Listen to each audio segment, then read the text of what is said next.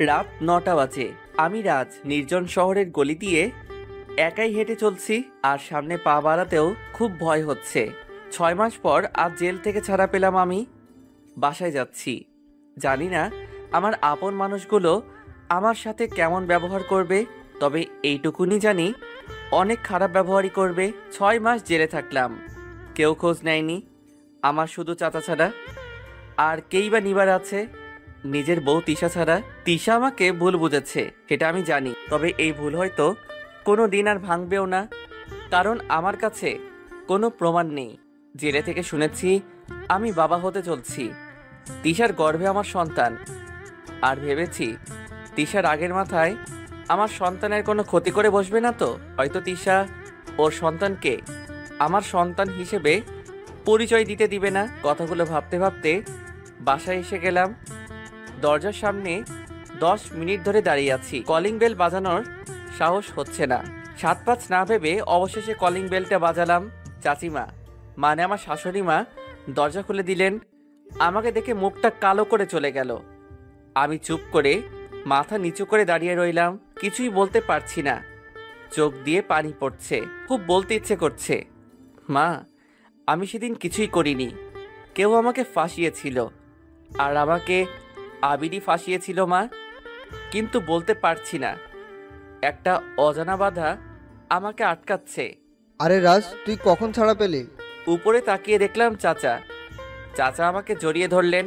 ভালো হয়েছে তুই এসেছিস, যা ঘরে যা, তারপর ফ্রেশ হয়ে আয়, একসাথে খাবো কেমন?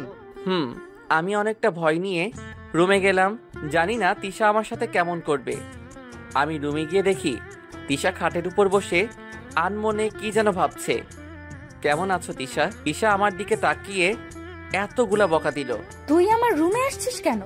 ওই ছোট লোকের বাচ্চা, তোর লজ্জা করে না জেল থেকে এসে আমাকে তোর ওই মুখ আমাকে দেখাতে? তিশা, আমাকে তুমিও ভুল বুঝতেছো, ওই দিন আমি কিছুই করিনি। তুই একটা লুচ্চা ছেলে, তোকে বিশ্বাস করে আমি অনেক বড় ভুল করেছিলাম, আর এখন তার মাসুল দিচ্ছি। তুই আমার চোখের সামনে থেকে দূর হ, তোকে আমি আর বিশ্বাস করতে চাই না। তিশা, আমাদের সন্তানের কথাটা একবার ভাবো তুমি। ওই একদম আমাদের সন্তানের কথাটা একবারও বলবি না। ও শুধু তোর সন্তান, আমার না। পাপ হবে বলে ওকে আজও বাঁচিয়ে রেখেছি। যেদিন ও পৃথিবীতে আসবে তুই তোর সন্তানকে নিয়ে চলে যাবি। আমি তিশার কথা শুনে যেন আকাশ থেকে পড়লাম। আর চাচিমা এসে যা বললেন তা শোনার জন্য আমি মোটেও প্রস্তুত ছিলাম না। রাজ, তুই আমার বাসায় এসেছিস কেন? তোর মুখটাও আমরা দেখতে চাই না। তুই আমাদের কাছে মারা গেছিস, আমার মেয়ে বিধবা হয়ে গেছে। তুই বের হ আমার বাসা থেকে। আমি চুপ করে দাঁড়িয়ে রইলাম। আমি সেদিন কোনো অন্যায় না করলেও সাজানো নাটকের একটা নায়ক হয়েছিলাম, তাই চুপ করে রইলাম। কিন্তু ওই কথাটা শুনতে খুব কষ্ট হলো। আমার মেয়ে বিধবা হয়ে গেছে। আসলেই আমি তিশাকে কষ্ট দিয়ে ফেলেছি। আমি সোফায় শুয়ে ঘুমিয়ে গেলাম। সকালে চাচিমা ডেকে তুললেন, বললেন খেতে আয়। নিজের চোখকে বিশ্বাস করতে পারছিলাম না। ইনি কি রাতে আমাকে বকা দিয়েছিলেন? ফ্রেশ হয়ে নাস্তা করেছিলাম। আমার কোনো কাজ নেই, সারাদিন বাসায় বসে আছি। তিশা আমাকে দেখলেই বকা দেয়, তাই তিশার সামনে যাচ্ছি না, ছাদে বসে আছি। ভাইয়া, আমাকে কয়টা অঙ্ক করে দিবে? কথাটা শুনে চমকে গেলাম। পিছন ফিরে দেখি তামিম। যা আসতেছি। তামিমকে অঙ্ক করাচ্ছিলাম, কিন্তু অঙ্ক আর মিলাতে পারছি না। তারপরে উঠে আসলাম, একটু রুমে গেলাম, দেখলাম তিশা কিছু একটা খুঁজছে। কি খুঁজছো তিশা? আমাকে বলো, আমি খুঁজে দেই। ওই ছোট লোকের বাচ্চা, লুচ্চা, তুই আমার সাথে গা ঘেঁষে কথা বলতে আসবি না, তাহলে তোর খবর আছে। তোমার এইভাবে খুঁজতে কষ্ট হবে, তাই বলছি। এমন করে বকা দাও কেন? আমার কষ্ট হলে তোর কি? হাইসে দরদ দেখাতে। এবার আমার খুব রাগ হলো, তাই বললাম, আমি তোমার কথা ভেবে আসিনি, আমি আমার সন্তানের কথা ভেবেই আসছি। কি তোর সন্তান মানে? ও শুধু আমার সন্তান। আমার সন্তানের দিকে হাত বাড়ালে তোর হাত আমি কেটে দিব। এবার আমি খুব অবাক হলাম। কি মেয়ে রে বাবা! তিশা, তুমি তো কালকে বললে আমার সন্তান আমার মতো খারাপ হবে, ওকে আমাকে দিয়ে দিবে। বের হ আমার রুম থেকে। আমিও বাড়াবাড়ি না করে বের হয়ে আসলাম, আর একটু মুচকি হেসে দিলাম। এভাবে তিশার বকা শুনে শুনে আমার 7 দিন কেটে গেল। ভাবলাম কিছু একটা করতে হবে, তাই একটা বন্ধুর কাছে গেলাম। আমাকে একটা কাজের ব্যবস্থা করে দিবে বলল, সব পেপারস নিয়ে যেতে বলল। পরের দিন ওর কথা মতো গেলাম, আর কাস্টমার সার্ভিসে একটা চাকুরিও হলো। চাচা আমার চাকুরির কথাটা শুনে অনেক খুশি হলেন। চাচিমা বললেন, তুই যদি কোনোদিনও চাকুরি না পাইতিস তবুও আমাদের কোনো দুঃখ ছিল না, কিন্তু আমার মেয়েটাকে দুঃখের সাগরে ভাসিয়ে দিয়েছিস। চাচা তিশাকে আমার চাকরির কথাটা বলল, ও কিছুই বলল না, চুপ করে চলে গেল। চাচিমার কথাটা শুনে অনেক খারাপ লাগলো। এভাবেই চলে গেল 1 মাস।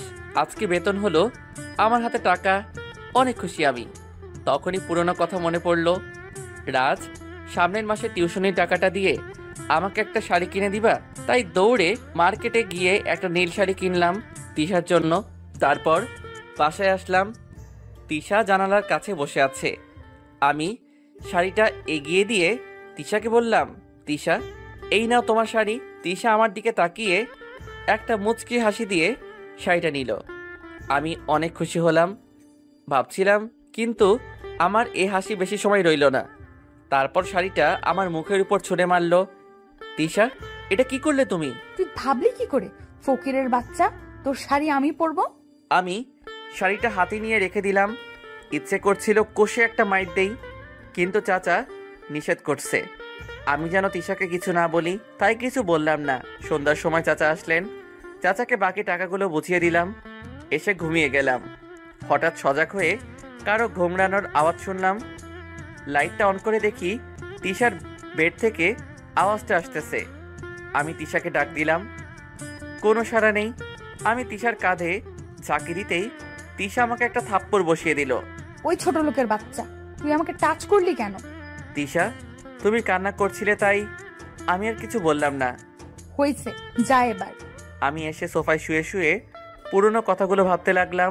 তিশা আমাকে কতটা বিশ্বাস করত, আমি সব নষ্ট করে দিয়েছি।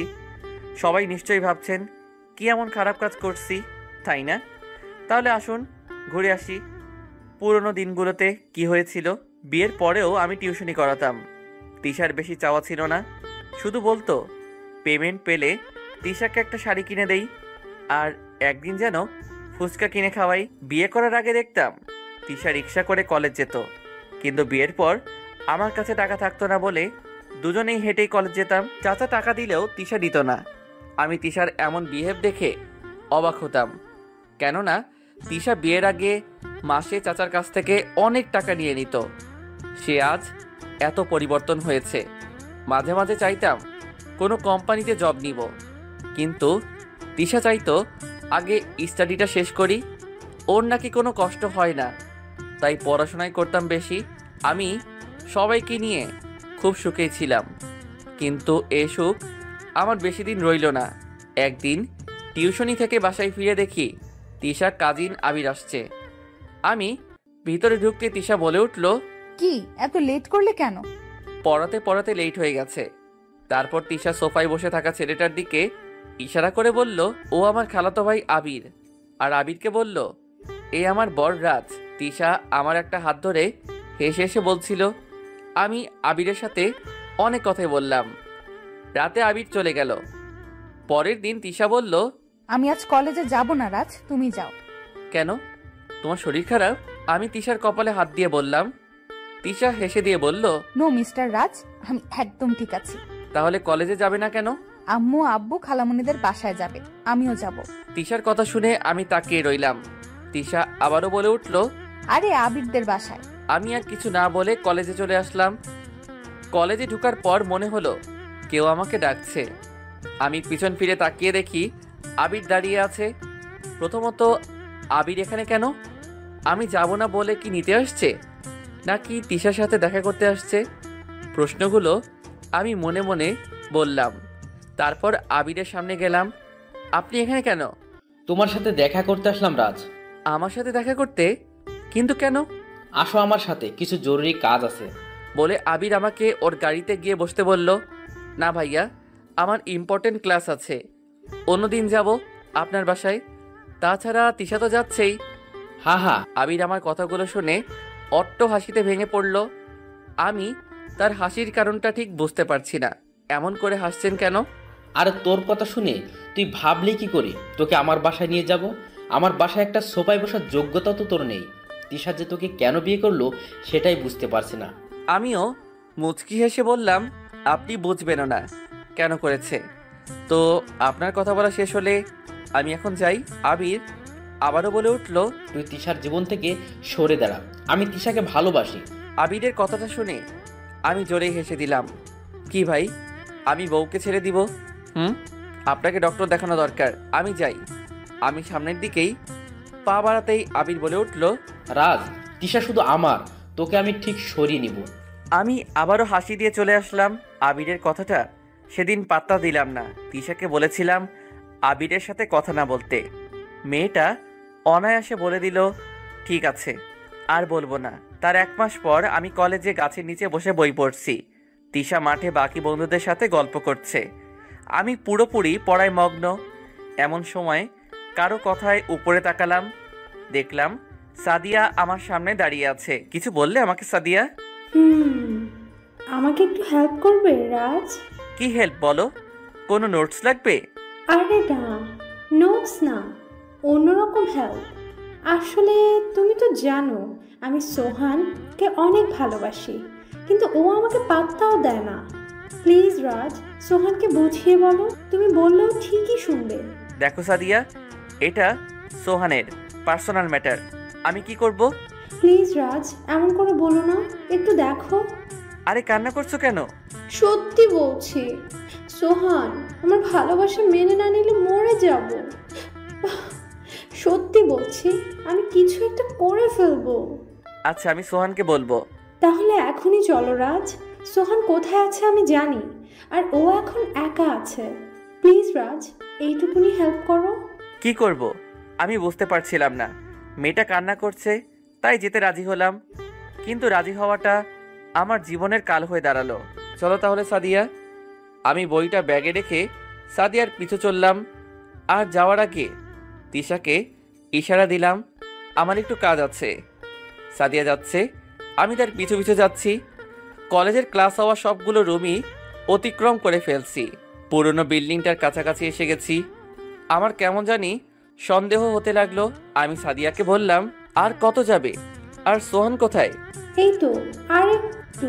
আমি আবারও চললাম সাদিয়ার পিছু। একটু গিয়ে সাদিয়া একটা রুমের দিকে ইশারা করে বলল, এই রুমে সোহান বসে আছে।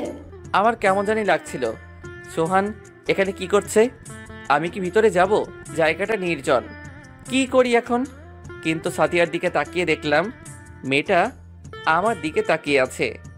ওর চোখে পানি টলমল করছে, খুব মায়া হচ্ছিল। আমি ভাবলাম না, রুমে ঢুকলাম, কিন্তু রুমটা অন্ধকার, কিচ্ছু দেখা যাচ্ছে না। আমি একটু সামনে এগিয়ে গেলাম আর সোহানকে ডাকতে লাগলাম, সোহান, সোহান, এই সোহান, তুই কোথায় রে? এই অন্ধকার রুমে কি করিস? বেরিয়ে আয় বলছি সোহান। কোনো আওয়াজ না পেয়ে আমি দরজার দিকে তাকালাম। অদ্ভুত, দরজা বন্ধ হলো কেমন করে বুঝতেছি না তো। আমি সাদিয়াকে ডাকতে যাব, তখনই রুমে লাইট জ্বলে উঠল। আমি সামনে তাকিয়ে অবাক হলাম। সাদিয়া দরজা বন্ধ করে দাঁড়িয়ে আছে আর মুচকি মুচকি হাসছে। আমি কিচ্ছু বুঝে উঠতে পারছি না। আমি ঘুরে তাকালাম সোহানকে দেখার জন্য, কিন্তু না, সোহান কোথাও নাই। আমি সাদিয়াকে প্রশ্ন করলাম, সোহান কোথায় সাদিয়া? সোহান তো নেই রাজ এখানে।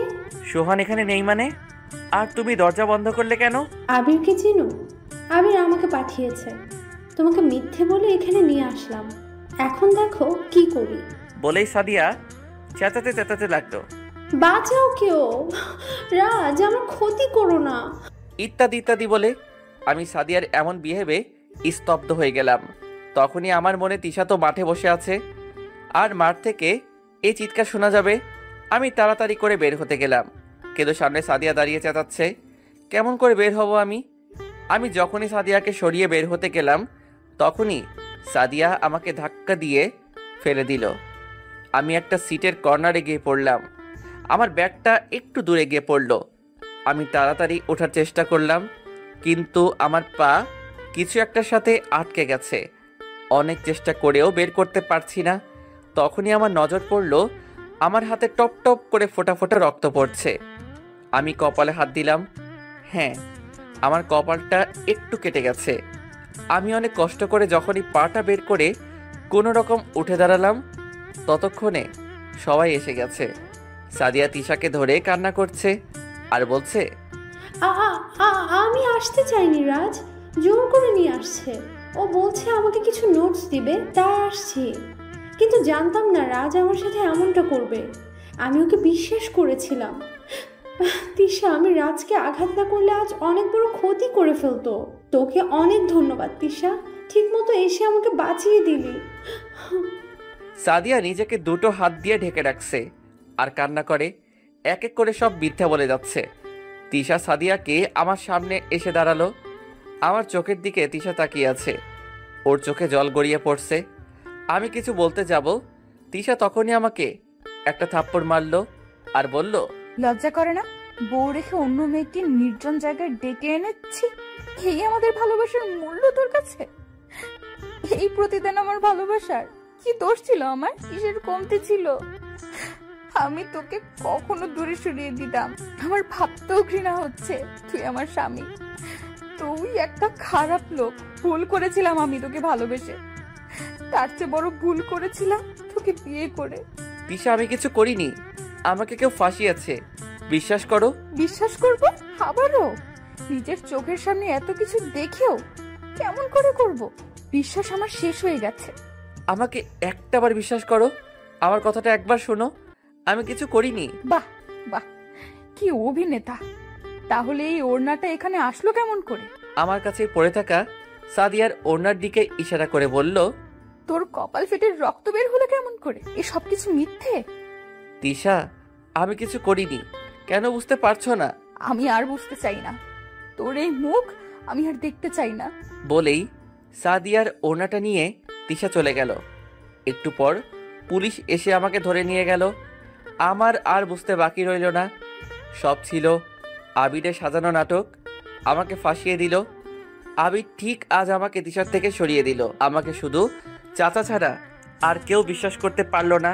অনেক চেষ্টা করেও চাচা আমাকে বার করতে পারলো না, কারণ তিশা নিজে সাক্ষ্য দিল আমি সাদিয়ার ক্ষতি করতে চাইছি। আমার 6 মাসের জেল হয়ে গেল। বাকিটা আপনারা জানেনই। বলতে বলতে রাজের 2 চোখ জুড়ে ঘুম নেমে আসলো। সকালে রাজ উঠে অফিসে চলে গেল। আজকাল রাজ তিশার সামনে কম যায়, তাই তিশাও আর বেশি রাগে না। রাজ একদিন অফিস থেকে ফিরে খুব অবাক হলো। তিশা আবিরের সাথে বসে হাসাহাসি করছে। আজ রাজের খুব রাগ হলো, কিন্তু চুপ করে থাকলো। একটু পর তিশা রুমে আসলো। তুমি আবিরের সাথে বসে হাসাহাসি করছিলে কেন? আমার ইচ্ছা হয়েছে তাই করছি, এর জন্য কারো কাছে আমি কৈফিয়ত দিতে পারবো না। তিশার কথাগুলো শুনে আজ আমার খুব রাগ হলো। কারো কাছে মানে? আমি তোমার বর, তাই আমি নিষেধ করছি, সো তুমি আবিরের সাথে কথা বলবা না, ব্যাস। তোকে আমি বর হিসাবে মানি না, আর কখনো মানবও না। তিশার কথা শুনে আজ আর নিজেকে কন্ট্রোল করতে পারলাম না, তাই ঠাস ঠাস করে দিলাম 2টো থাপ্পড়। তিশা কান্না করতে লাগলো আর বলল, ছোট লোকের বাচ্চা, আজ এই বাসা থেকে বের হবি, তোর জায়গা এখানে নেই। আর একবার ছোট লোকের বাচ্চা বললে খবর আছে। শয়তান মেয়ে, লজ্জা করে না নিজের বর রেখে অন্য ছেলের সাথে হাসাহাসি করতে? আমি কি এমন করছি সারাক্ষণ বকা দিয়ে যাস? এবার থেকে আমিও ছাড়বো না। ওই আবিরের সাথে তোকে দেখলে খবর আছে। আমার অনেক রাগ হয়েছিল, তাই একদমই সবগুলো কথা বলে ফেললাম। তখনও তিশা কান্না করছিল। আমি দরজার দিকে তাকিয়ে অবাক হলাম। চাচিমা দরজার সামনে দাঁড়িয়ে আছে। জানি না রাগের মাথায় কি বলে ফেললাম। চাচিমা এসে আমাকে থাপ্পড় মারলো। বেরিয়ে যা আমার বাসা থেকে, এ বাসায় তোর জায়গা নেই। অনেক জ্বালিয়েছিস, এবার দূর হ। আমার মেয়ের নামে বদনাম করিস তাই না? আবার আমার মেয়ের গায়ে হাত তুলেছিস। তোকে জেলে পচিয়ে মারার দরকার ছিল। ছোটবেলা থেকে খাইয়ে পড়ে এত বড় করেছিলাম এর জন্যই, তাই না? যেদিন মা বাবা মারা গিয়েছিল কোথাও তো জায়গা পাসনি। আজ আমি জায়গা দিয়েছি বলে এত কিছু করছিস। বেরিয়ে যা আমার বাসা থেকে, এখনই বেরিয়ে যা। তোর মতো ছেলের কোনো জায়গা নেই। চাচিমা কথাগুলো বলেই আমার কাপড় একটা ব্যাগে ভরে আমার মুখের উপর ছুঁড়ে মারল। আজ আমারও খুব রাগ হলো, আর এত অবহেলা বকা সহ্য করতে পারছি না, তাই ব্যাগটা কাঁধে নিলাম। চাচিমা আমাকে ধাক্কা দিয়ে বের করে দিল। তারপর আমার মুখের উপর চাচিমা দরজা বন্ধ করে দিল। আমি কেন জানি আর সহ্য করতে পারছি না। অনেক প্রতিবাদ করতে ইচ্ছে করছে। না, আমি আর শহরে থাকবো না, চলে যাব গ্রামে। বাসার সামনে 10 মিনিট দাঁড়িয়ে থেকে রওনা দিলাম বাস স্টপের দিকে। রাতের বেলা রাস্তা দিয়ে হাঁটছি আর ভাবছি, আমি তো এতিম, আর এতিম হয়েও অনেক বড় স্বপ্ন দেখে ফেলেছি। এখানে থেকে আর লাভ নেই। হয়তো চাচা এসেও একই ব্যবহার করবে, কারণ তার গায়ে হাত উঠিয়েছি, মিথ্যে বদনাম দিয়েছি। কম কি করেছি নাকি? যাই হোক, বাস স্টপে এসে গেলাম। টিকিট কেটে ওয়েট করতে থাকলাম বাসের জন্য। আর ভাবতে লাগলাম, চাচা মনে হয় ফোন দিবে বাসায় ফেরার জন্য।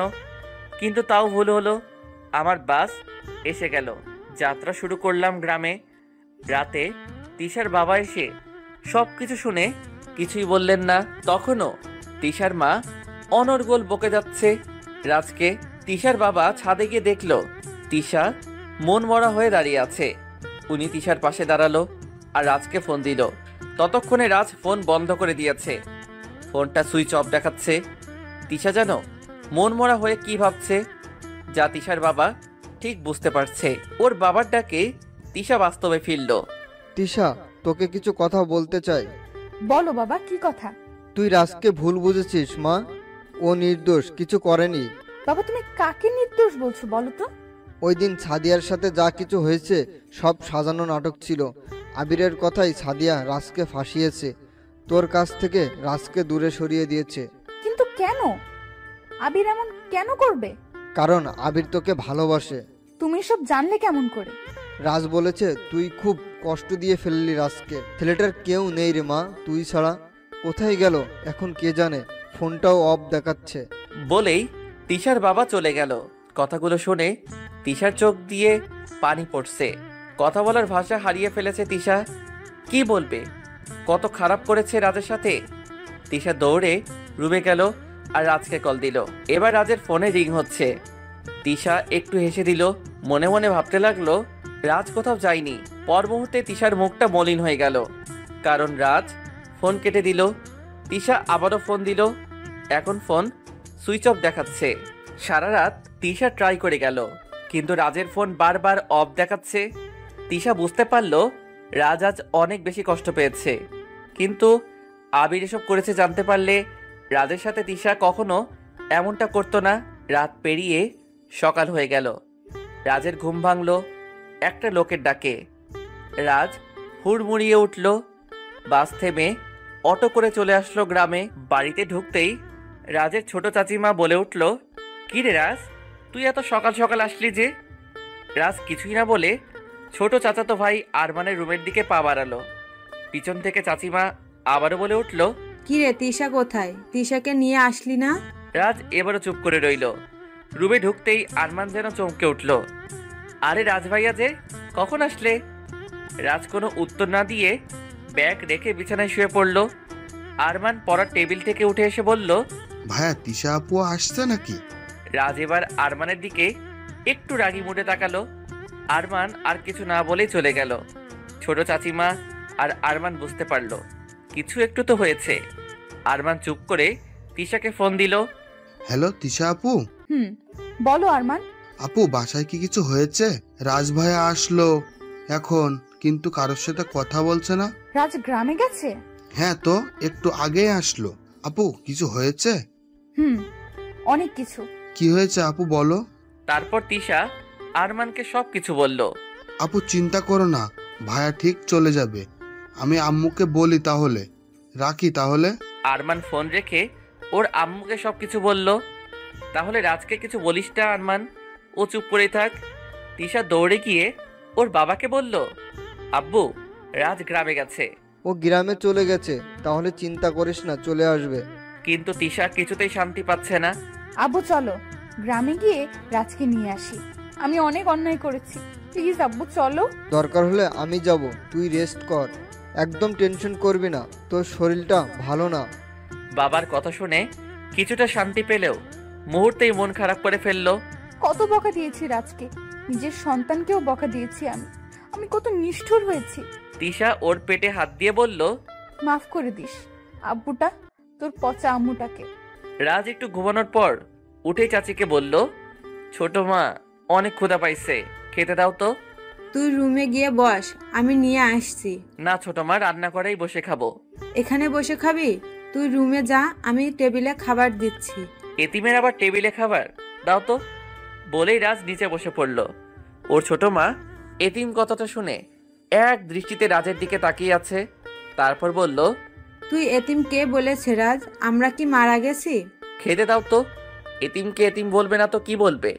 আর এতিম শুনতে খারাপ লাগে না, বরং ভালোই লাগে। শুনতে শুনতে এতিম শব্দটাই ভালো লাগে। রাজ খাবার খেয়ে বেরিয়ে গেল। গ্রামের ছোটখাটো বাজারে গিয়ে ওর ছোটবেলার বন্ধু সজীবের সাথে দেখা করলো। আমাকে কোনো একটা কাজ দিবি সজীব, যে কোনো ধরনের কাজ হলেই চলবে। তোর মাথা খারাপ নাকি? এত পড়াশোনা করছস, এখন এই সব কাজ করবি? তোর করার মতো কাজ এখানে নাই। তুই যে কাজ করিস তাই করব আমি, প্লিজ না করিস না। আমি ট্রাক থেকে মাল নামাই, তুই পারবি নাকি? আমি পারবো, তুই আমাকে কাজটার ব্যবস্থা করে দে। আমি তোর কাছে এইটুকু চাইছি, এই এতিমকে একটু সাহায্য কর। রাজ, তোর মাথা ঠিক আছে তো? আর কি হচ্ছে বলতো? সব শুনলে কাজ দিবি তো? দিব, আগে বল।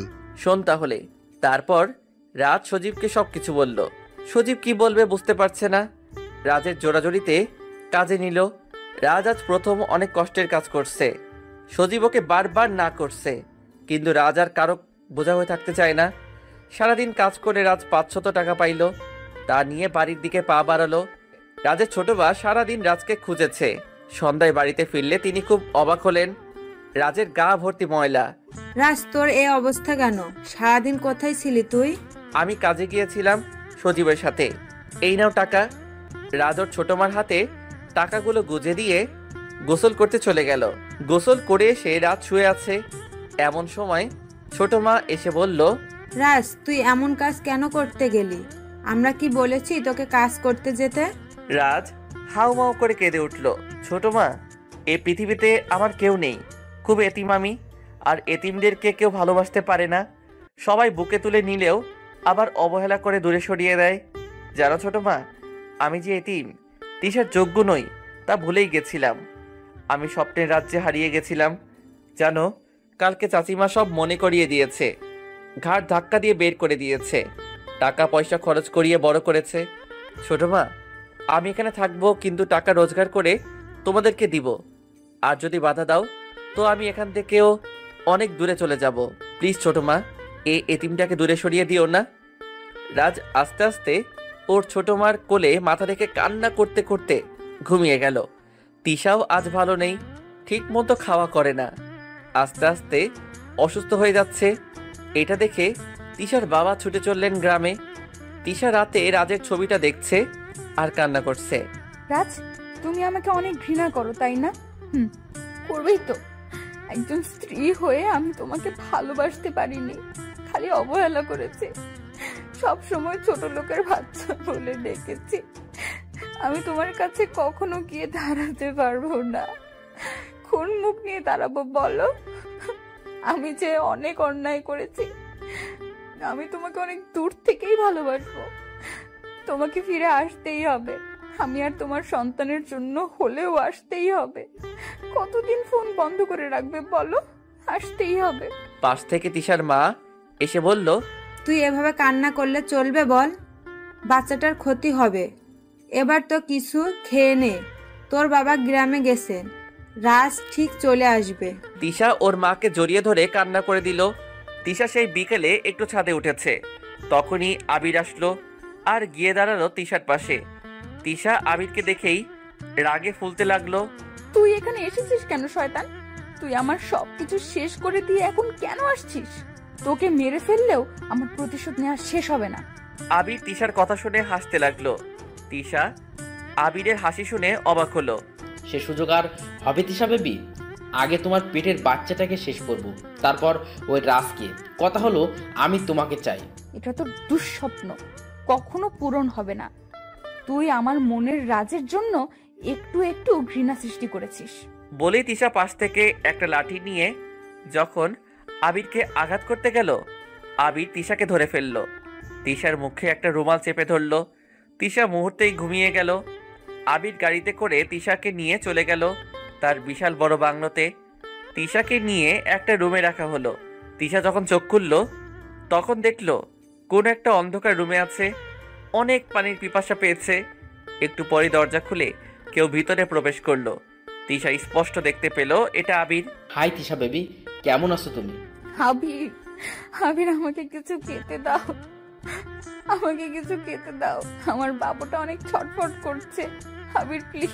তিশার বাবা গ্রামে গিয়ে রাজকে অনেক বোঝালো, কিন্তু রাজ আসতে রাজি নয়।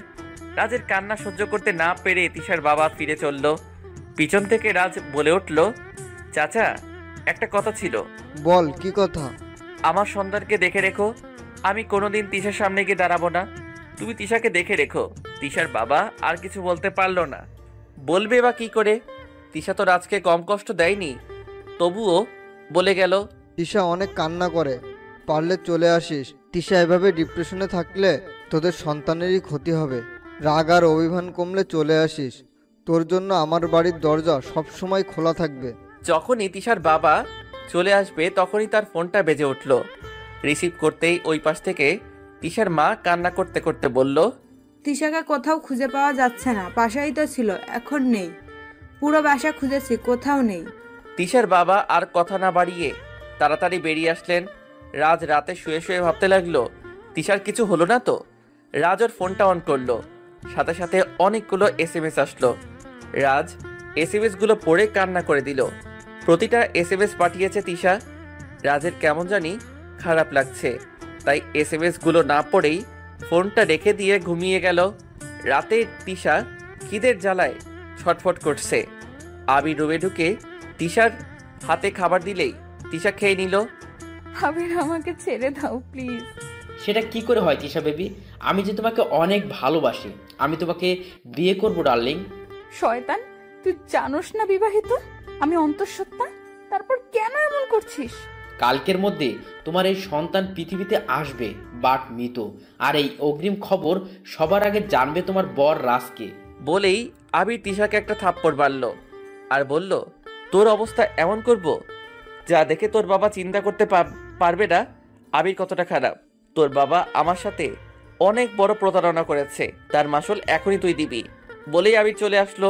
তিশা আবিরের কথা বুঝতে পারছে না, ওর বাবা আবিরের সাথে কিসের প্রতারণা করেছে যার জন্য আবির আমার সন্তানকে মেরে ফেলতে চায়। তিশা আস্তে আস্তে বেশি অসুস্থ হয়ে যাচ্ছে। না, আমাকে সুস্থ থাকতে হবে আমার সন্তানের জন্য। তিশার বাবা বাসায় ফিরে অনেক জায়গায় খুঁজলো, থানায় গিয়ে পুলিশকেও জানালো, আবিরের খোঁজ নিল। যতদূর সম্ভব জানতে পারলো আবির দেশে নেই, চলে গেছে 10 দিন আগে। তিশার বাবা ভাবতে পারছেন না আমার মেয়ের তাহলে কি হলো। রাজকে সব ফোন করে জানালো। রাজ চুপ করে থেকে ফোনটা রেখে আবার ঘুমিয়ে গেল। রাতে তিশা বাংলোর পিছনে দরজা দিয়ে পালালো। অনেকটা পথ তিশা পাড়ি দিয়েছে। তিশা আচমকা হেসে দিল, আবির আমার সন্তানের কিছুই করতে পারবে না। কিন্তু তিশা আর হাঁটতে পারছে না, পাগুলো অবশ হয়ে গেল। তাই একটা গাছের নিচে বসে ঘুমিয়ে গেল। যখন তিশার ঘুম ভাঙলো, তিশা আবিরের সেই বাংলোতে। Welcome my sweetheart. সুপ্রভাত তিশা বেবি। তিশা বুঝতে পারছে না এখানে আসলো কি করে। তুমি কেমন করে ভাবলে পালিয়ে যাবে আমার কাছ থেকে? এত সোজা না তিশা, তুমি কখন আমার কাছ থেকে ছাড়া পাবে না। খেয়ে নাও, আজই তোমার সন্তানের শেষ দিন। বলেই আবির চলে গেল। তিশা আল্লাহকে ডাকতে লাগলো, আল্লাহ, তুমি আমার সন্তানকে বাঁচাও, একবার রাজের কাছে ক্ষমা চাওয়ার সুযোগ করে দাও। রাত সকালে উঠে কাজে চলে গেল, কিন্তু আজ রাজ কাজে তেমন মন বসাতে পারছে না, কেমন জানি করছে। যা লক্ষ্য করেছে সজীব। কিরে রাজ, কিছু হয়েছে? না রে, বলেই রাজ কাজ করতে লাগলো। হঠাৎ করে রাজের ফোনে একটা এসএমএস আসলো। রাজ এসএমএসটা দেখে থমকে গেল। নাম্বারটা আবিরের, আর এসএমএসটা হলো, রাজ তোর তিশা এখন আমার কাছে, আর তোর সন্তানেরও শেষ সময়, পারলে ঢাকায় চলে আয়। রাজ বুঝতে পারল তিশাকে পাওয়া যাচ্ছে না, এটা সত্যি। এতদিন ভেবেছিল রাজ হয়তো আমি যাতে ফিরে যাই তাই এসব বলছে। রাজ তাড়াতাড়ি করে আবিরের নাম্বারে কল দিল। সাথে সাথে আবির রিসিভ করলো আর বলল, মিস্টার রাজ, আপনি ঢাকায় আসেন, পরে কথা হবে। বলেই আবির ফোনটা কেটে দিল। রাজ কিচ্ছু বলার সুযোগ না পেয়ে আবার কল দিল, কিন্তু ওই পাশ থেকে বলছে, আপনার ডায়ালকৃত নাম্বারটিতে এই মুহূর্তে সংযোগ হচ্ছে না। রাজ ঠাস করে পড়ল। কাজের ফাঁকে যা লক্ষ্য করলো সজীব। কি রাজ, কি হয়েছে? রাজ সজীবকে সবকিছু বলল। তুই আজই ঢাকায় যা ভাই, তিশাকে বাঁচা। তোর সন্তানকে বাঁচাবি তো নাকি? রাজ তাড়াতাড়ি বাড়িতে ময়লা কাপড় ছেড়ে রেডি হয়ে রওনা হলো ঢাকার উদ্দেশ্যে। গাড়িতে থেকেও রাজ অনেকবার কল দিল আবিরকে, কিন্তু এখনো একই কথা বলছে। তিশা ভয় কান্না করছে। আবির বলেছে ও আমার সন্তানকে মেরে ফেলবে। হে আল্লাহ, তুমি আমাকে আর আমার সন্তানকে বাঁচাও। এমন সময় আবির আসলো আর বলল, ভেবেছিলাম তোমার সন্তানকে আজকেই মেরে ফেলবো, কিন্তু না, তোমার বর আসছে ঢাকায়। আমার পাওনা টাকা আদায় করে তোকে এমন শাস্তি দিব তিশা, তুই ভাবতেও পারবি না। বলেই তিশাকে আবির আরেকটা থাপ্পড় মারল। তিশা কান্না করতে করতে বলল, আমার সাথে তোর কিসের এত শত্রুতা বল? কেন এমন করছিস? শত্রুতা তোর সাথে নয়, তোর বাবার সাথে। উনি আমাকে ঠকিয়েছেন, আমার সাথে বিজনেস করে টাকা মেরে দিয়েছে। আমিও টাকা আদায় করেই ছাড়বো, না হলে তোকে শেষ করে ফেলবো। বলেছিল তোকে আমার সাথে বিয়ে দিবে, সেখানেও ঠকিয়েছে। কি ভেবেছে তোর বাবা? আমি কাউকে ছাড়বো না। বলে আবির টেবিলে ঘুষি মারল। তিশা কান্না করছে আর বলছে, আব্বু এতটা নিচে নেমে গেছে? কেন এমন বেইমানি করলো আব্বু? রাত 10টায় বাসায় পৌঁছালো। তিশার বাবা মা রাজকে দেখে অবাক। চাচিমা কান্না করে বলে উঠল, সত্যি তুই অনেক বেইমান। একটু কথা বলেছি তাই এভাবে চলে গেলি? আমায় ক্ষমা করে দিস বাবা। চাচিমা তুমি এসব কি বলছো? ঠিকই, তুই আমার মেয়েকে এনে দে। 3 দিন হলো তিশার কোনো খোঁজ নেই। তিশা আবিরের কাছে। কথাটা শুনে সবাই চমকে উঠল। রাজ ওর চাচা চাচি মাকে সবকিছু খুলে বলল। তখনই রাজের ফোনটা বেজে উঠল। রিসিভ করতেই আবির বলতে লাগলো, রাজ, কালকে সকাল 10টার মধ্যে 5 লক্ষ টাকা নিয়ে আমার সাথে দেখা করবি আর তিশাকে নিয়ে যাবি, না হলে তোর সন্তান খতম। এই আবির, তোর কিসের এত জেদ বলতো? কেন এমন করছিস? তোর শ্বশুর আমার টাকাগুলো অনায়াসে মেরে দিয়েছে, সেই 5 লক্ষ টাকা আমি ফেরত চাই। আমি অ্যাড্রেস টেক্সট করে দিচ্ছি, চলে আসবি সকাল 10টা। আবির ফোন কাটার পর রাজ ওর চাচাকে জিজ্ঞেস করলো, কিসের টাকা আপনার কাছে? যে আবির চাচ্ছে 5 লক্ষ টাকা দিলেই ও তিশাকে ছেড়ে দিবে বলছে। আমি আর আবির একসাথে বিজনেস শুরু করছিলাম। ওর কাছ থেকে আমি অনেক টাকা মেরে দিয়েছি, যার জন্য ও আমার পরিবারের একের পর এক ঝামেলা লাগিয়ে যাচ্ছে। ঠিক আছে, আমি টাকা দিব, আমার মেয়েকে ছেড়ে দিতে বলো। দেখেছো, লোভে পাপ, পাপে মৃত্যু। আজ তোমার জন্য আমার মেয়েটা না জানি কি হালে আছে। রাজ আর কিছু বলল না, চুপচাপ উঠে চলে গেল ওর বন্ধুদের কাছে। সোহান সহ সবার সাথে দেখা করে একটা প্ল্যান করলো, কেমন করে তিশাকে বের করা যায়। শোন, আবিরকে তুই এখন কল দিবি আর বলবি আমি তিশার সাথে কথা বলবো। তো তিশাকে দিবে। আমরা ওর নাম্বার ট্যাগ করে লোকেশন ঠিক করে নিব। সো কালকে তুই যখন আবিরের সাথে দেখা করবি, ওই লোকেশন অনুযায়ী আমরা সেখানে গিয়ে তিশাকে নিয়ে আসব। কারণ আবির তিশাকে নিয়ে তোর সাথে দেখা করবে না, এটা কনফার্ম। পরেরটা পরে দেখা যাবে। সোহানের কথার সাথে সাথে সবাই একমত হলো। রাজ আবিরকে কল দিয়ে তিশার সাথে কথা বলতে চাইলো। আবির তিশাকে ফোন দিতেই তিশা কান্না করে বলতে লাগলো, রাজ প্লিজ আমাকে নিয়ে যাও, আমার জন্য না হলেও আমাদের সন্তানের। বলতেই আবির ফোনটা নিয়ে নিল আর বলল, ঠিক মতো চলে আসবি। কোনো পুলিশ বা চালাকি যদি করিস তো দেখবি আমি কত খারাপ হই। রাজ ওকে বলে রেখে দিল। সোহান ইশারা দিয়ে জানালো কাজ হয়েছে। পরের দিন সকাল 10টায় রাজ একটা ব্যাগ দিয়ে দাঁড়িয়ে আছে আবিরের জন্য। একটু পর একটা কালো গাড়ি করে আবির আসলো। আবিরকে দেখেই রাজ বলল, তিশা কোথায়? আরে আছে, আগে তোর টাকাগুলো দে। রাজ আবিরের কথা শুনে মুচকি হাসতে লাগলো। রাজের ফোনে একটা SMS আসলো। সোহান লিখেছে, ভাই তিশাকে পেয়ে গেছি, ওকে নিয়ে বাসায় যাচ্ছি, তুই শালাকে সাইজ কর। রাজ জোরে জোরে হাসতে লাগলো। তখন আবির বলল, হাসছিস কেন? সাথে সাথে পুলিশ এসে আবিরকে ধরে ফেললো। তখনই আবির বলল, রাজ, ভুলে যাস না তিশা কিন্তু আমার কাছে। রাজ বলতে লাগলো, তুই এখানে আসার সাথে সাথে আমার বন্ধুরা তিশাকে বাড়ি নিয়ে চলে গেছে। তিশা এখন ওর বাবা মার কাছে। আবির রাজের কথা শুনে রাগে কটমট করতে লাগলো। পুলিশ আবিরকে নিয়ে যাওয়ার সময় আবির আবারও বলল, দেখে নিব তোকে রাজ। আমাকে বেশি দিন আটকে রাখতে পারবে না। আর তখন আমার সাথে করা চিটিংবাজির পুরো প্রতিশোধ দিব। দেখব তখন তিশা তোকে কি করে বাঁচায় আর তুই কি করে নিজের বউকে বাঁচিয়ে নিস। পুলিশ টানতে টানতে আবিরকে নিয়ে গেল।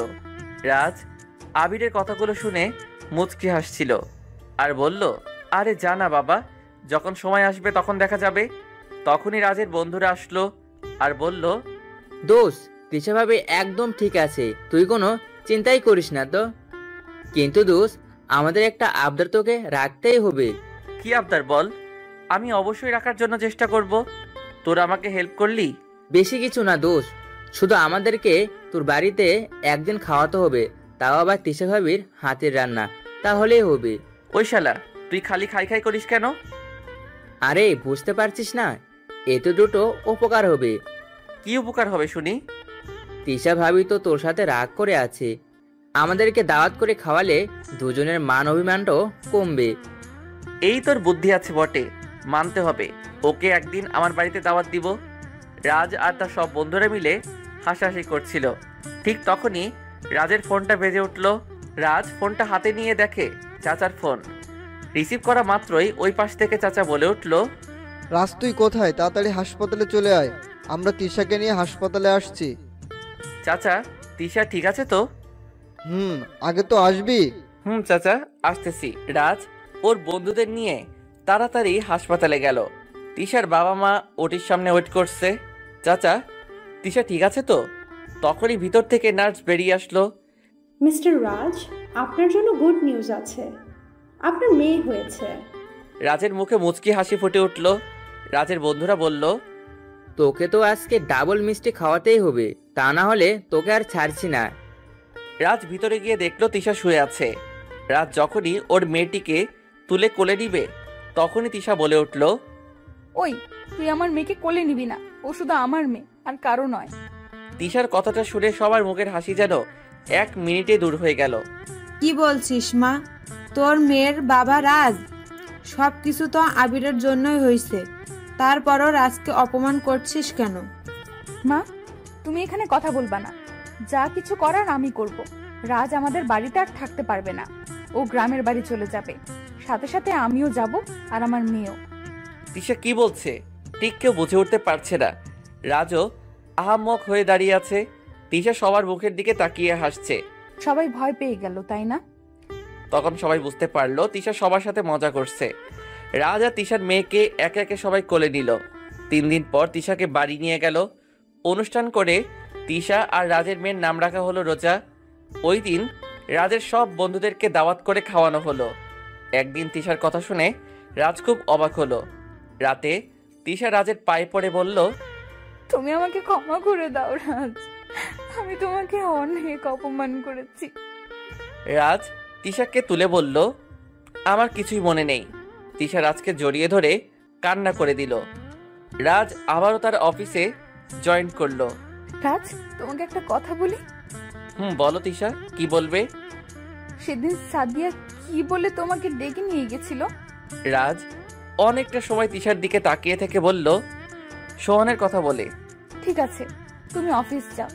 কিছু হয়েছে কি? হঠাৎ আজকে সাদিয়ার কথা বলছো? না, কিছু না। রাজ রোজাকে কোলে নিয়ে আদর করে অফিস চলে গেল। এইদিকে তিশা মনে মনে হাসছে। রাজকে সাদিয়ার কথা বললেই কেমন ভয় পায়। আর মাত্র 5 দিন বাকি পড়েই আসছে রাজ তিশার বিবাহবার্ষিকী। এই 5 দিন আগে থেকে রাজের সাথে আমার ঝগড়া বাঁধতে হবে, তারপর রাজকে সাডেনলি সারপ্রাইজ দিব। তিশা সবকিছু রেডি করে রাখলো।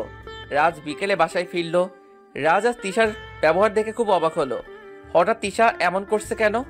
রাজ বুঝতে পারছে না। রাজ খাবার খেয়ে রুমে গেল। তিশা মুখটা গোমড়া করে বসে আছে। রোজা কান্না করছে। এইদিকে তিশার কোনো ভ্রুক্ষেপই নেই। কি ব্যাপার তিশা? রোজা কান্না করছে আর তুমি চুপ করে বসে আছো যে? তাতে আমার কি? তোমার মেয়ে তুমি দেখে রাখবে। আমার মেয়ে মানে? আমাদের দুজনেরই তো মেয়ে রোজা। হইছে, তুমি তোমার মেয়েকে নিয়ে আমার সামনে থেকে যাও। কি হয়েছে তিশা, বলবা তো? কেন এমন করছো? আমার খাবারটাও দিলে না। কিচ্ছু হয়নি তো। তিশা রুম থেকে চলে আসলো। আসার আগে দেখলো রাজ রোজাকে কোলে নিয়ে আনমনে কি যেন ভাবছে। তিশা একটা মুচকি হাসি দিয়ে চলে আসলো। রাজ ভাবতে লাগলো তিশা এমন করছে কেন। আমাকে তিশা অবহেলা করুক তাতে কিছু যায় আসে না, কিন্তু রোজাকে অবহেলা করছে কেন। রাজ রোজাকে ঘুম পাড়িয়ে দেয়, তারপর চাচাকে ফোন দেয়, কারণ তারা কয়েকদিনের জন্য গ্রামে গেছেন। রাজ জানে চাচারা কবে আসবে। তারপর রাত শুয়ে ঘুমিয়ে গেল। সকালে উঠে দেখলো তিশাও পাশ করে ঘুমিয়ে আছে। রাজ বুঝতে পারলো তিশা কিছু একটা নিয়ে ক্ষেপে আছে। রাজ রোজাকে তুলে হাত মুখ ধুয়ে নিল। রোজা এখন একটু দাঁড়াতে পারে মাত্র, একটু আম্মু আর আব্বু বলতে পারে। রাজ তো অবাক। ছোট রোজা আদো আদো করে আব্বু ডাকে। তারপর রাজ তিশার কাছে রোজাকে রেখে অফিসে চলে যায়। তিশা রোজাকে খাবার খাইয়ে নেয়। তারপর ওর বান্ধবী নিহাকে ফোন দেয়। নিহাকে নিয়ে তিশা শপিং করে। আসার সময় তিশা রাস্তায় আবিরকে দেখে। আবিরকে দেখে তিশা সামান্য ভয় পায়। রাজকে আবিরের কথা বলবে ভেবে পরে আর বলে না। তিশা ওদের বিবাহ বার্ষিকী পালন করার জন্য সমস্ত আয়োজন করে নেয়, কিন্তু রাজকে কিছুই বুঝতে দেয় না। ওইদিকে রাজ ভাবতে থাকে তিশা কেন এমন করছে। রাজ বিকেলে বাসায় যায়। আজও তিশা রাজের সাথে কথা বলে না। রাজ তিশাকে জিজ্ঞাসা করে, তিশা তুমি এমন করছো কেন আমার সাথে? কি করেছি বলবা তো? রাজ অবাক হয়ে আছে তিশার কথা শুনে, কারণ রাজ অফিসে কোনো মেয়ের সাথে তেমন কথাই বলে না। তিশা তোমার কথা ভুল হচ্ছে। হয়েছে, তোমাকে আর ভালো সাজতে হবে না। রাজ ভেবে পাচ্ছে না তিশা কাকে নিয়ে সন্দেহ করছে। এইভাবেই 5 দিন কেটে গেল। তিশা ভাবছে কালকে রাজকে সারপ্রাইজ দিব। পরের দিন তিশা রাজের জন্য ওয়েট করতে লাগলো, কিন্তু রাজের ফেরার নাম নেই। রাজ তো কখনো এমন করে না। তিশা রাজকে ফোন দিল, কিন্তু ফোনটা অফ দেখালো। তিশা এবার খুব চিন্তায় পড়ে গেল।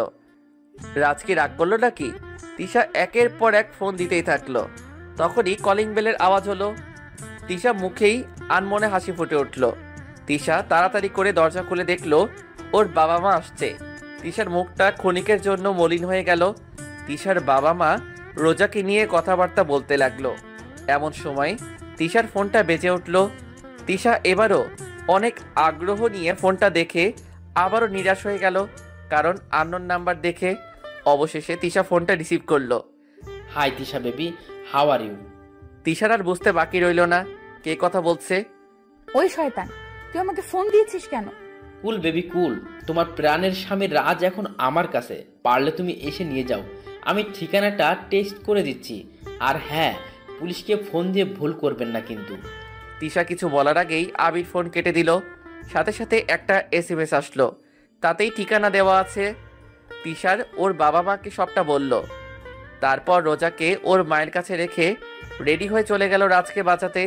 তিশা জানে আবির তিশাকে পেলে রাজকে ছেড়ে দিবে। যাওয়ার আগে তিশার বাবা পুলিশের কথা বললেন, কিন্তু তিশা না করলো। আবির তিশাকে মাত্র 1 ঘন্টার মধ্যে পৌঁছাতে বলছিল, কিন্তু তিশা তার আগেই পৌঁছে গেল। তিশা দেখলো আবির রাজকে বেঁধে রাখছে। আবির এবার রাজকে ছেড়ে দে, আমি এসেছি। ছাড়বো কি, তুমি নিয়ে যাবে? তিশা তুমি এখানে কেন আসছো? তিশা কোনো কথা বলছে না। তিশা তুমি চলে যাও বলছি, এই শয়তানের কাছে ধরা দিও না। আজ তোর বউকে আমি অনেক আদর করব, যার চিৎকার তুই এখান থেকে শুনতে পাবি, কিন্তু আফসোস কিছু করতে পারবি না। তিশা তুই শুনতে পাচ্ছ ও কি বলছে? তিশা কি করবে বুঝতে পারছে না, তবে ও আজ আবিরের কাছে হার মেনে গেল। তিশা রাজকে বাঁচাতেই আবিরের দেখানো একটা রুমে গেল। পিছন থেকে তিশা রাজের চিৎকার শুনতে পাচ্ছিল, তবুও দাঁড়ানোর মতো কোনো রাস্তা পেল না। মনে মনে বলতে লাগলো, হে আল্লাহ, তুমি আমাকে এই দিনটা দেখার জন্য আমাকে বাঁচিয়ে রাখছো। রাজ ভাবতে লাগলো তিশা ওই ঘর থেকে বাঁচাও বলে চিৎকার করবে, আর আমাকে এখান থেকে তা শুনতে হবে। তিশা যেই রুমটায় আছে আবির সেই রুমে গেল, আর রাজ মনে মনে আল্লাহকে বলল, হে আল্লাহ, তুমি আমার তিশাকে বাঁচাও। ঠিক সেই সময় রাজ কান্নার আওয়াজ শুনতে পেল, তবে এটা তিশার কান্নার আওয়াজ না, এ তো আবির কান্না করছে। আবির শুধু বলছিল, ওমা বাছাও জলে গেল। রাজ কিছু বুঝতে পারছে না আবির কেন কান্না করছে। এমন সময় দেখতে পেল ওর 2 বন্ধু রাজকে পাহারা দেওয়া ছেলেগুলোকে মারছে। রাজ অবাক হয়ে শুধু দেখছে। তিশা আবিরকে লাঠি দিয়ে উদম কেলাতে কেলাতে বাইরে নিয়ে আসছে। আবির ওর 2 চোখ ধরে কান্না করছে। রাজের বন্ধুরা রাজের বাঁধন খুলে দিল আর বলল, ভাবি দিন বেশি করে। তিশা আবিরকে অনেক মারছে, আর আবির শুধু বলছে, ও বোন ছেড়ে দাও, আমাকে পুলিশে দাও, আমি আর জীবনে কোনো মেয়ের দিকে তাকাবো না। আগে বল, আমার আর রাজের মধ্যে বাধা হয়ে দাঁড়াবে কোনোদিন? না বোন, আর কোনোদিন এমন করব না। তিশা তখনও আবিরকে মারছে। রাজ গিয়ে তিশাকে থামালো। পুলিশ এসে আবির ও তার ছেলেদেরকে ধরে নিয়ে গেল। রাজ এখনো বুঝতে পারছে না তিশা আবিরকে কি করলো। ও ওইভাবে চোখ ধরে কান্না করছিল। তখনই তিশা বলল, আমি বাসা থেকে মরিচের গুঁড়ি নিয়ে আসছিলাম। আবির যখন আমাকে ধরতে গেল আর আমি গুঁড়িগুলো ওর চোখে মারলাম, কাজ হয়ে গেল। রাজ তিশার কথা শুনে হা করে তিশার দিকে তাকিয়ে রইল। তিশা রাজের বুকটা অফ করিয়ে দিয়ে বলল, এবার বাড়ি চলেন। রাজ বাসায় গিয়ে চাচা চাচিকে দেখে বলল, তোমরা এসে গেছো? তোর কিছু হয়নি তো বাবা? রাজ হেসে দিয়ে তিশা কি আবিরকে মারছিল তা বলল। তারপর রাজ রুমে গেল। রোজা ঘুমিয়ে আছে। রোজার কপালে একটা চুমু খেলো। তখন তিশা পিছন থেকে জড়িয়ে ধরে বলল, হ্যাপি ম্যারেজ ডে। রাজ সামনে ঘুরে অবাক হলো। আজ তিশা সেই শাড়ি পরছে যা একদিন তিশা রাজকে অবহেলা করে ফেলে দিয়েছিল। আর আজ যে ওদের ম্যারেজ ডে ছিল তা মনে ছিল না। তিশা এবার বলল, আমার গিফটটাও? রাজ কি বলবে বুঝতে পারল না। তুমি আমাকে আগে মনে করিয়ে দিবে তো? মনে নেই বললেই তো তোমার কাছে বানিয়ে বানিয়ে ঝগড়া করছি, যাতে তোমাকে সারপ্রাইজ দিতে পারি। রাজ এখন বুঝতে পারছে সবকিছু। গিফট দিতে হবে না, তবে একটা কাজ করতে হবে। কি কাজ? আমাকে কোলে করে ছাদে নিয়ে যেতে হবে। রাজ তিশার বলার সাথে সাথে তিশাকে কোলে করে ছাদে নিয়ে আসলো।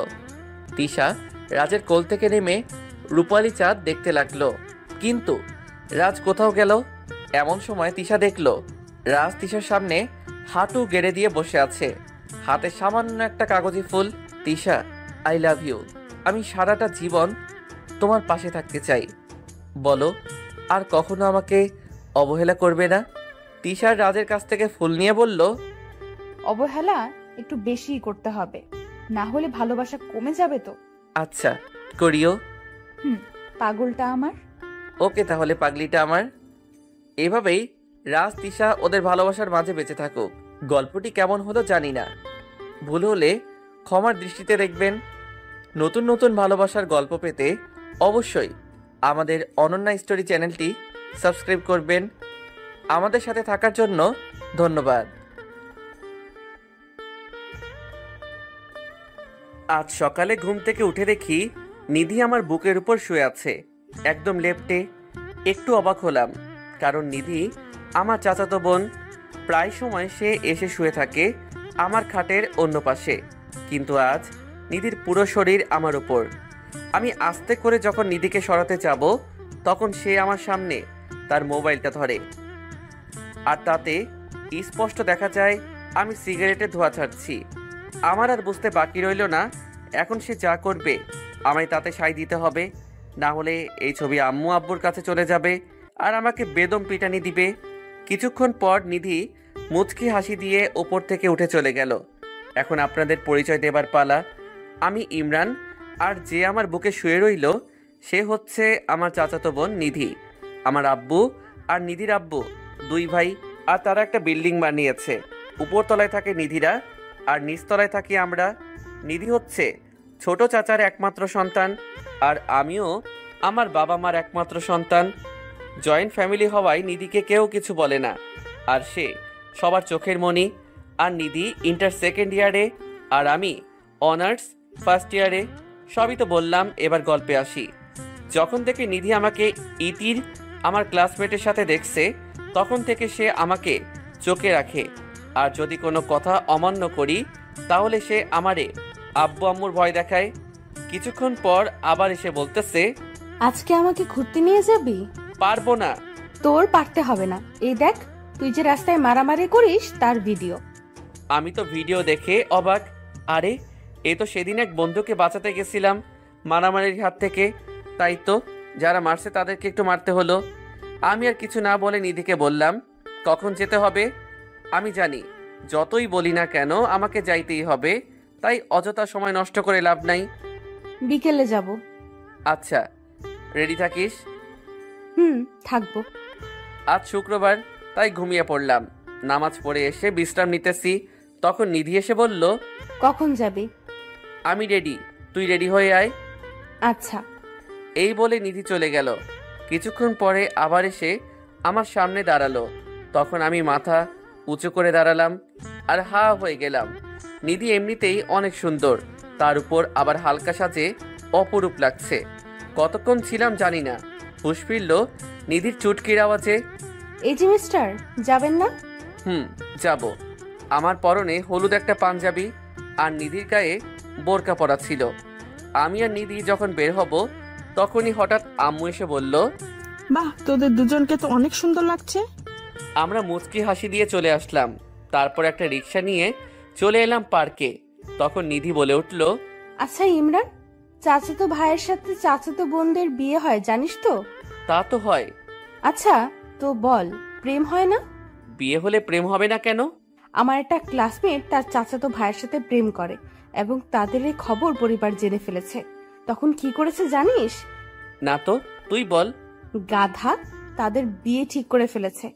ও, আর একটা কথা আপনাদের বলি, আমাদের মাঝে কখনো ঝগড়া হয় না, কারণ আমি হয়তো ব্ল্যাকমেইল করি না, কান্না করে জিতে নেই। ঝগড়া তো কখনোই হয় না, কারণ তাকে হারাতেই আমার ভালো লাগে। আমি আর নিধি ঘাসের উপর বসছি। তখন নিধি আমার কোলে ওর মাথা রেখে বলতেছে, ইমরান, আমার শরীরটা না কেমন যেন করতেছে, একটু মাথায় হাত বুলিয়ে দে।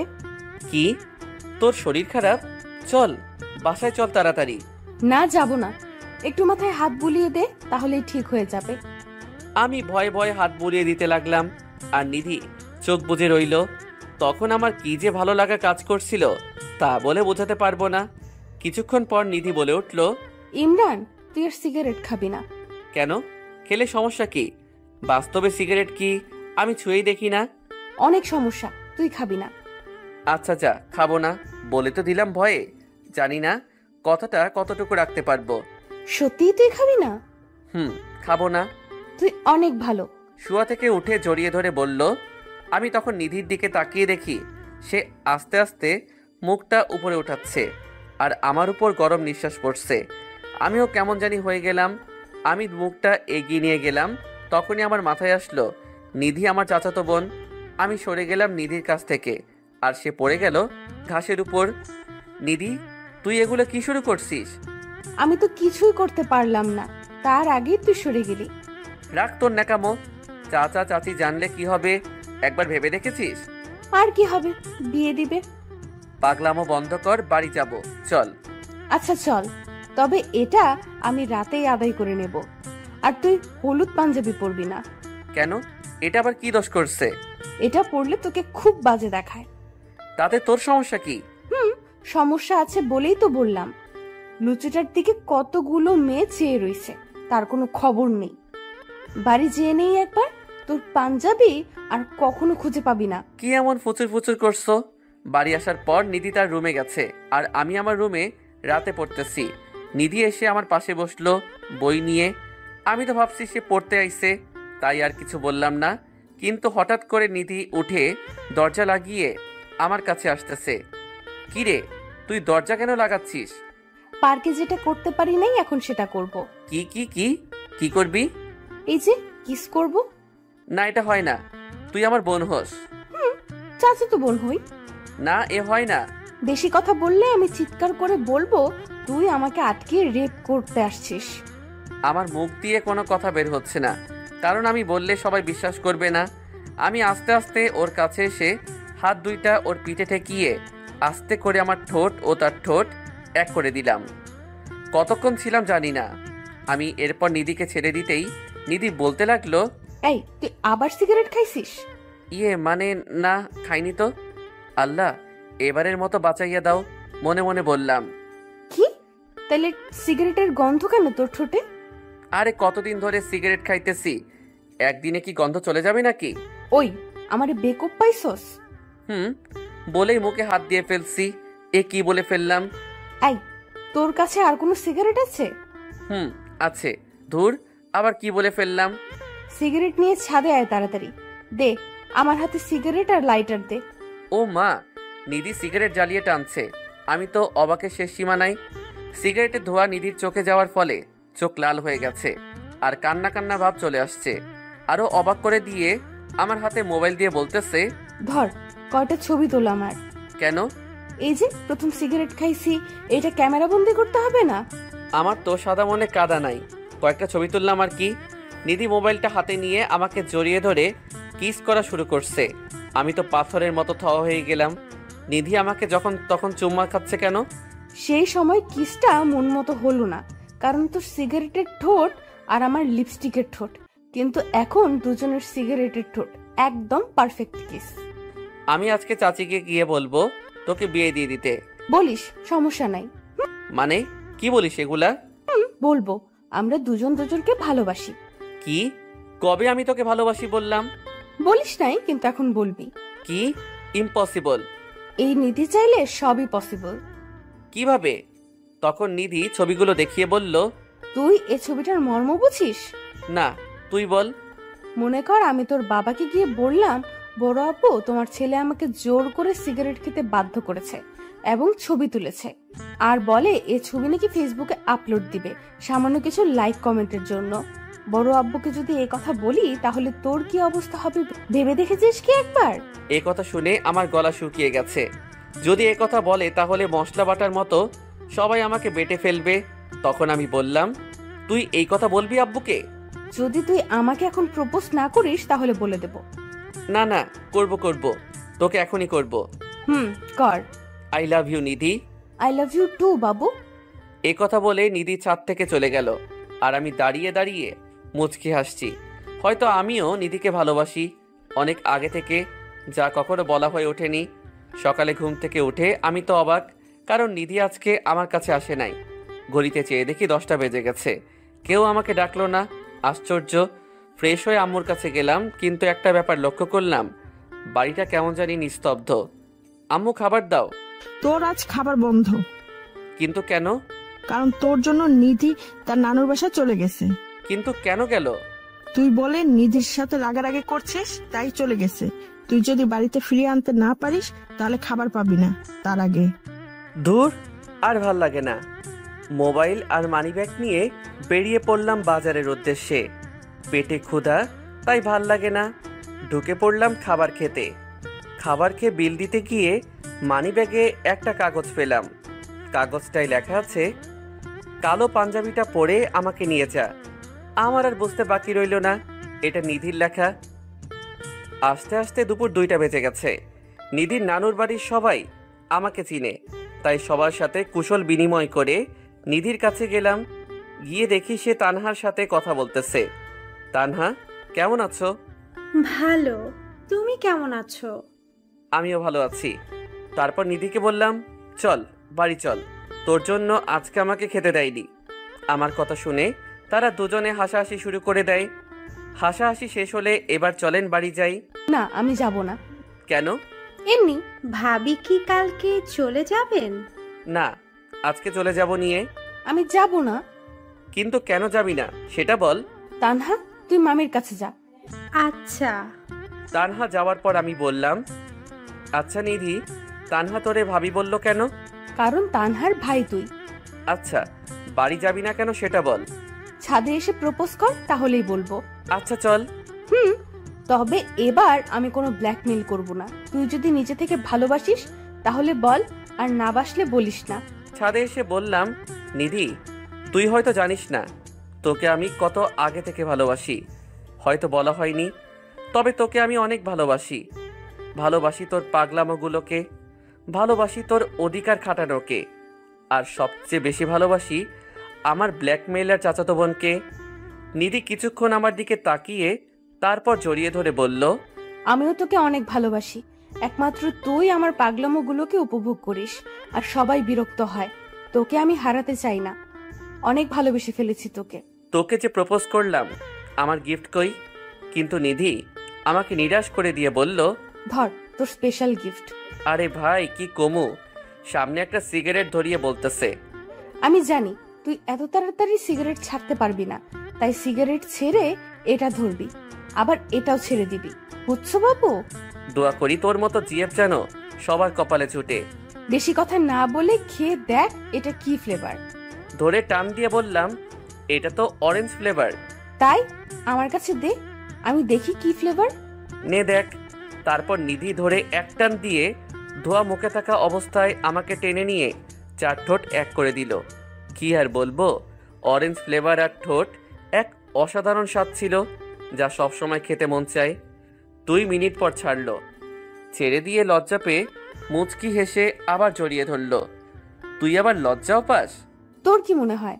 আমার মনে হয় তুই সবই পারিস। আমি সবই পারি, শুধু তুই পাশে থাকলেই হবে। আচ্ছা, তুই না করে আমরা তুমি বললে কি হয়? না, একদম না, তাহলে সবাই বুঝে যাবে। একদিন তো সবাই জানবেই, তখন কি হবে? তখনকারটা তখন দেখা যাবে। এখন তো আমাকে ছাড়, কেউ এসে দেখে ফেলবে। কারণ হলো কালকে আমরা ঘুরতে যাব। বাড়ি থেকেও ঘুরতে যেতে পারতাম আমরা। বাড়ি থেকে যদি যাইতাম তাহলে বিকেলে গিয়ে বিকেলেই আসতে হতো। এখন দেখ, কালকে আমরা সকালে রওনা দিব, সারা দিন ঘুরবো, সন্ধ্যাবেলা বাড়ি রওনা দেব। বাহ নিধি, তোর মাথায় অনেক বুদ্ধি। এগুলো নিয়ে রাতে ঘুমাস কেমনে? এই, তুই কি আমার নিয়ে মজা করছিস? এই, তুই কি বললি? যা সত্যি তাই বললাম। তবে রে, এই বলে মারতেছে। ও মা, বাঁচাও আমারে। আসলে মায়ের ব্যথা পাওয়ার চেয়ে বেশি মজা লাগতেছে, তাও অ্যাক্টিং চালু রাখলাম। কিন্তু মনে হয় একটু বেশি অ্যাক্টিং করে ফেলছি। তখন নিধি মার্শাল আর্ট থেকে শিখা একটি টিপস অনুসারে মেরে দিল একটা তলপেটে। আমি পেটে চাপ দিয়ে হাঁটু ভেঙে বসে পড়লাম, আর নিধি বলল, এই তোর কি হয়েছে? এভাবে বসে পড়লি কেন? এই, তোর কি বেশি লাগছে? আসলে অনেক সরি, আমি এভাবে দিতে চাইনি, প্লিজ কথা বল। আস্তে আস্তে ছাদ থেকে নেমে গেলাম। ব্যথার কারণে মুখ দিয়ে কথা বের হচ্ছে না। গিয়ে শুয়ে পড়লাম চিত হয়ে। কিছুক্ষণ পরে দেখি কেউ আমার পাঞ্জাবি পেটের উপর উঠিয়ে গরম ছেঁকা দিচ্ছে। চেয়ে দেখি নিধি। তখন বলল, প্লিজ তুই আর আমার সাথে রাগ করে থাকিস না, আমার অনেক কষ্ট হয়। কি আর তাকে বলবো, কেঁদে কেঁদে একদম বেহাল অবস্থা করে ফেলছে। তাই বলল, সরি। নিধি, তোকে কতবার বললাম আমারে এরকম মাইর দিস না। সরি বললাম তো, আর দিব না। মনে থাকে যেন। 100 বার মনে থাকবে। বলেই আমার উপর শুয়ে পড়ল। নিধি, যা তোর রুমে যা। যাব, তার আগে তোর আদরটা দে। বিয়ের আগে এত আদর ভালো না, স্বামীর জন্য একটু জমিয়ে রাখ। প্রচুর আছে আমার স্বামীর জন্য, কিন্তু আমার এখন লাগবে। কি আর করার, কপালে আর গালে চুমু দিয়ে দিলাম, আর সে চলে গেল। ব্যথাটাও কমে গেছে। রাতে সবাই খাবার খেয়ে শুয়ে পড়লাম। আচ্ছা তানহা, এত ভাবি ভাবি করো না তো, আমার লজ্জা লাগে। ওরে আমার লজ্জাবতী ভাবি রে। আবারও? আচ্ছা আচ্ছা, আর বলবো না। না বললেই ভালো। ওরা কথা বলতে বলতে একসময় ঘুমিয়ে পড়ল। সকালে দরজা খোলার শব্দ পাচ্ছি। তখন দরজার দিকে তাকিয়ে দেখি নিধি দরজা খুলছে। আমি তাড়াতাড়ি চোখ বন্ধ করে ফেললাম। নিধি এসে আমার নাক চেপে ধরছে। তখন আমি মুখ দিয়ে নিঃশ্বাস নিতে শুরু করি। আবার মুখে হাত দিয়ে ধরছে। আমি নাক দিয়ে নিঃশ্বাস নিতে শুরু করি। এভাবে কিছুক্ষণ পালাবদল করার পর নিধি বুঝে ফেলছে আমি সজাগ। তখন নাক আর মুখ একসাথে চেপে ধরছে। দমটা নিতে পেরে লাফিয়ে উঠলাম। এই, তুই তো আমাকে মারতে আইছিস। আর করবে মজা আমার সাথে? এই ইমরান, আমরা না ঘুরতে যাব? কখন যাব? এই তো সকাল সকাল যাব। তারপর আমরা সকালে নাস্তা খেয়ে বের হব। এমন সময় তানহা এসে বলতেছে, তোমাদের জন্য একটা সারপ্রাইজ নিয়ে তোমাদের বাসায় যাব। আচ্ছা, দেখা যাবে কি সারপ্রাইজ নিয়ে আসো। খুব জলদি আসতেছি তোমাদের বাড়িতে। আসো। তারপর আমরা রওনা দিলাম পার্কের উদ্দেশ্যে। সেখানে যেয়ে অনেক ঘুরলাম নিধির সাথে। তারপর 1:45-এ যে দুজনে রেস্টুরেন্টে খেয়ে আসলাম। তবে ঘোরার সময় অনেকেই আমাদের দিকে চেয়ে রইছে, কারণ নিধি কালো বোরখা আর আমি কালো পাঞ্জাবি, সব মিলিয়ে যেন সদ্য বিয়ে করা কাপল। তারপর বিকালের দিকে গেলাম নদীর পাড়ে। সেখানে কতক্ষণ বসে আড্ডা দিলাম। সব মিলিয়ে আজকের দিনটা বেস্ট ছিল। আর বাড়ি আসতে আসতে সন্ধ্যা হয়ে গেল। আর আব্বু আম্মুর প্রশ্ন শুরু হয়ে গেল। আর আমি বলছি, নিধি সব বলবে আপনাদের। এই বলে সেখান থেকে কেটে পড়লাম। আমি জানি নিধি সব সামলিয়ে নিবে। এভাবে চলে গেল 2 সপ্তাহ আমাদের ভালোবাসা কাউকে না জানিয়ে। আজকে তানহা আর তানহার বড় ভাই আসবে, যে কিনা আমার চেয়ে 2 ব্যাচ সিনিয়র। তানবীর ভাই এতদিন হোস্টেলে থেকে পড়াশোনা করত। তানহা আসার পর তানহার ভাই চাচা চাচির সাথে কথা বলছে, আর তানহা নিধির কাছে আসছে। কি রে তানহা, আমার সারপ্রাইজ কই? সারপ্রাইজ দিব, তবে আগে আমার একটা কাজ করে দিতে হবে।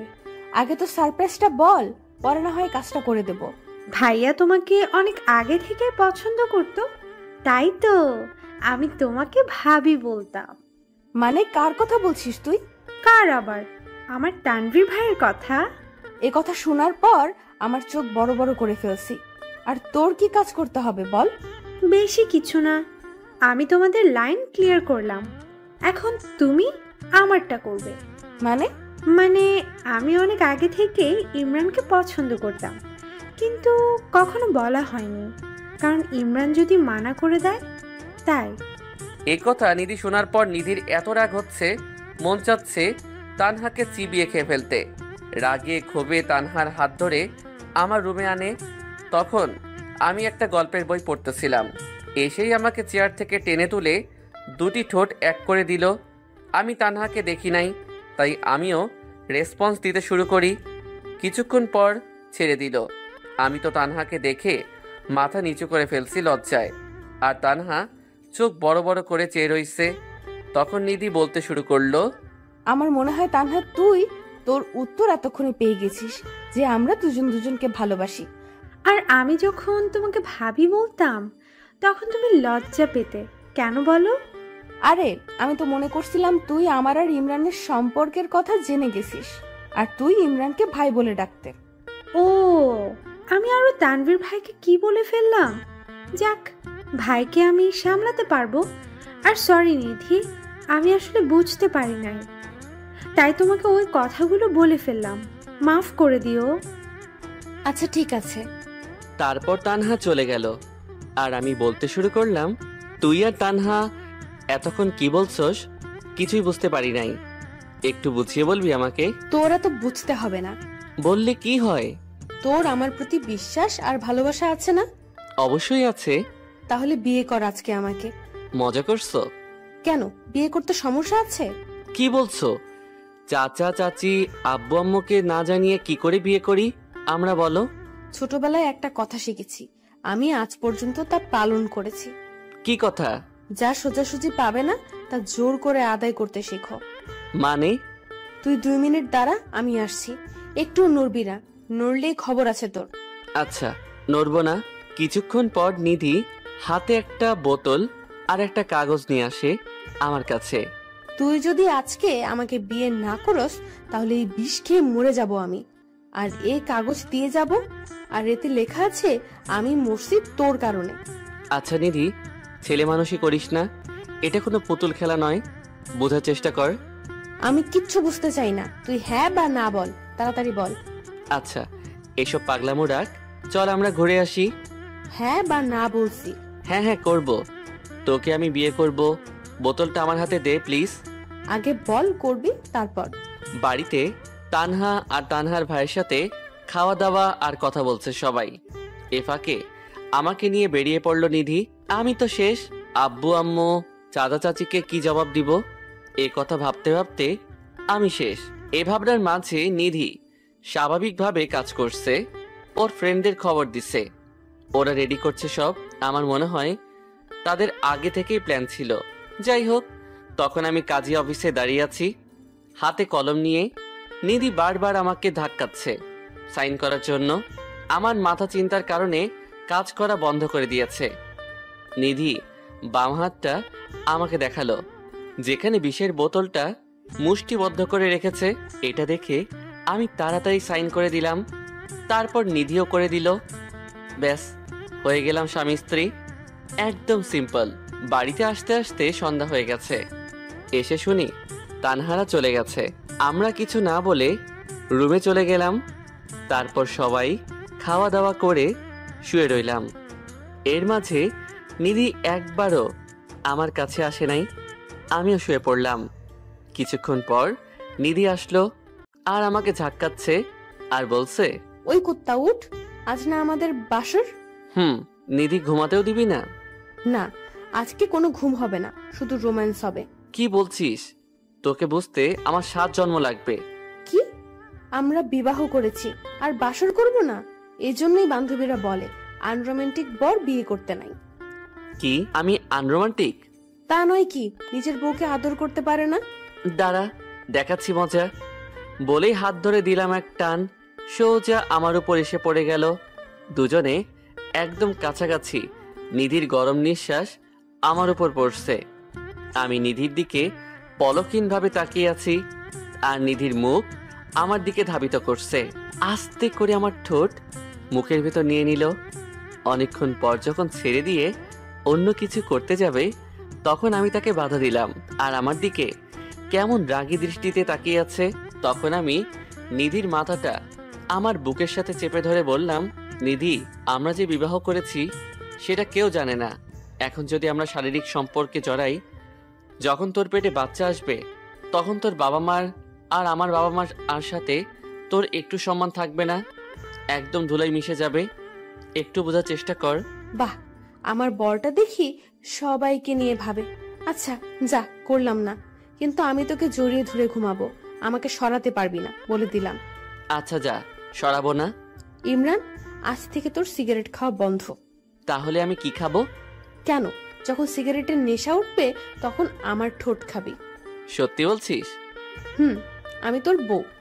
আজকে সারাদিন তুই যে টেনশন দিছিস, আমার না সিগারেট খাইতে মন চাচ্ছে। তো মানে এখন যদি তোর কিস থেরাপিটা দিতি, তাইলে সিগারেটের নেশাটা চলে যেত। তোর বউ, তোর যা ইচ্ছা আমাকে বলস কেন? সকালে ঘুম থেকে উঠে ফ্রেশ হয়ে আমরা নাস্তা টেবিলে বসে রয়েছি। তখন সবাই আসলো, আর এসে আব্বু বলল, আমি নিধির বিয়ে ঠিক করে ফেলেছি। এ কথা শোনার পর আমার খাওয়া বন্ধ হয়ে গেল। নিধির আব্বুর মুখ থেকে দ্বিতীয় কথা বের হবার আগেই নিধি বলে উঠল, আমি আর ইমরান দুজন দুজনকে ভালোবাসি। সবাই অবাক চোখে তাকিয়ে রইছে। তারপর সবাই হেসে উঠল। তখন নিধি আবারও বলল, আমরা দুজন বিবাহ করে ফেলেছি। তখন সবাই স্তব্ধ হয়ে চুপ করে রইছে। তারপর নিধি আমার হাত ধরে তার রুমে নিয়ে আসে, আর এসেই দরজা বন্ধ করে দেয়। আমরা তোদের সারপ্রাইজ দিতে গিয়ে ওরাই আমাদের সারপ্রাইজ দিয়ে দিল। এটা কেমনে সম্ভব? আমাদের না জানে ওরা বিয়ে করে নিল। আমি যদি না দেখতাম তাহলে জানতামই না ওরা এত দূর এগিয়েছে। আপনাদের তো না বললে বুঝবেন না। একদিন নিধি আমার উপর শুয়েছিল। আম্মু সকালে ডাকতে এসে দেখে ফেলছে আমাদের একসাথে, আর সবাই মিলে আমাদের বিয়ে ঠিক করে ফেলে। আর আমাদের মাঝে কিছু চলছে কিনা তা জানার জন্য শুধু নিধির বিয়ের কথা বলে। আর যখন নিধি আমাদের ভালোবাসার কথা বলছিল, তখন সবাই হেসে ওঠে। কিন্তু আমরা বিয়ে করে ফেলছি শুনে সবাই শক্ট খাইছে।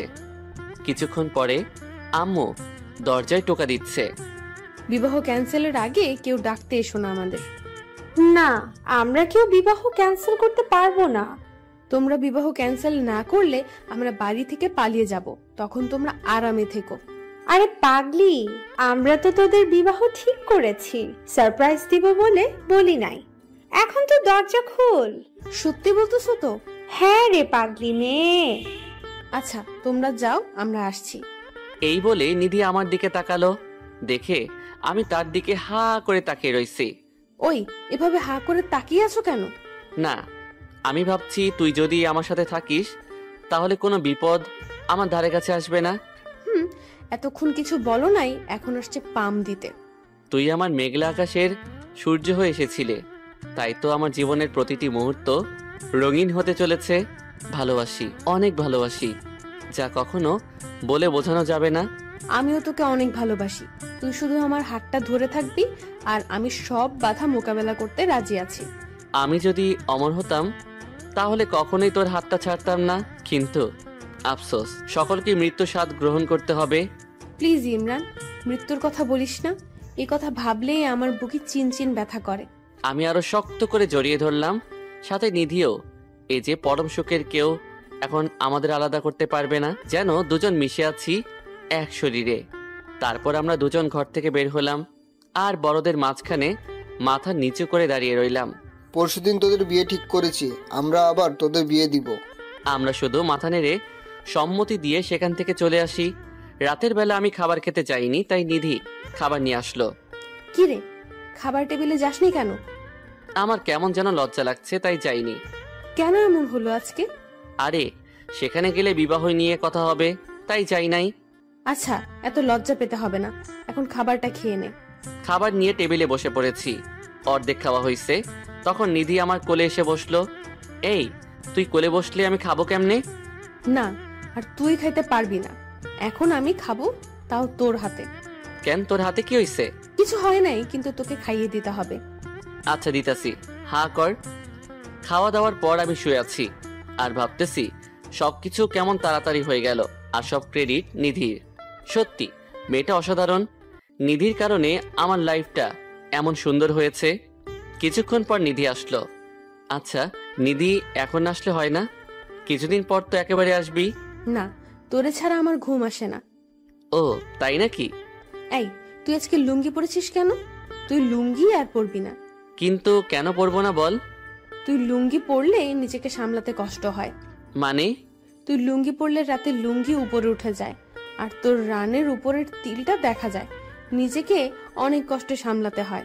কি সমস্যা নাই, এখন তো তুই আমার স্বামী, আমি যা ইচ্ছা তাই করব। বলেই আমার কাছে আসতে লাগলো। আমি এক লাফ দিয়ে উঠে প্যান্ট পরে নিলাম আর নিধিকে বললাম, কিছু দেখছস না তো? আর আমি বুঝে গেলাম কাম সারছে।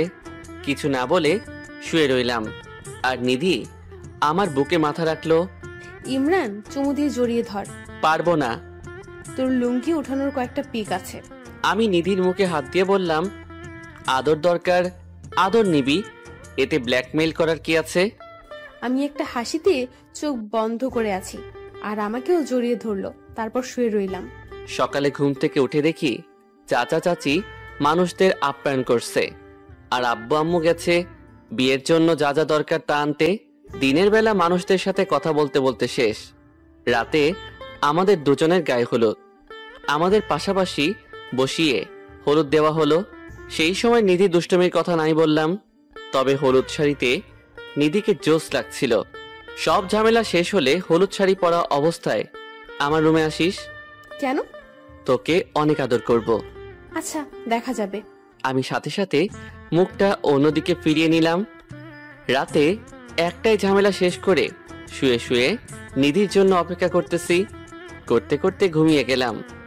সকালে উঠে দেখি নিধি আমার বুকে মাথা দিয়ে শুয়ে আছে। কি রে, তুই কখন এলি? রাতে। আমারে জাগালি না কেন? তুই সুন্দর করে ঘুমাইতেছিস, তাই জাগাই নেই, তবে তোকে আদর দিছি। কিন্তু আমি নিধিকে জড়িয়ে ধরে কপালে একটা চুমু দিয়ে বললাম, আজ আমার বিয়ের দিন। নিধিকে যখন সাজাতে নিয়ে যাবে তখন আমি নিধির কানে কানে বললাম, আজ রাতে আদর ভালোভাবে না পাইলে কিন্তু তোর সামনে সিগারেট ধরাবো। ও মা, সে কি রাগি লোক দিছে! আমি তো ভয়ে শেষ।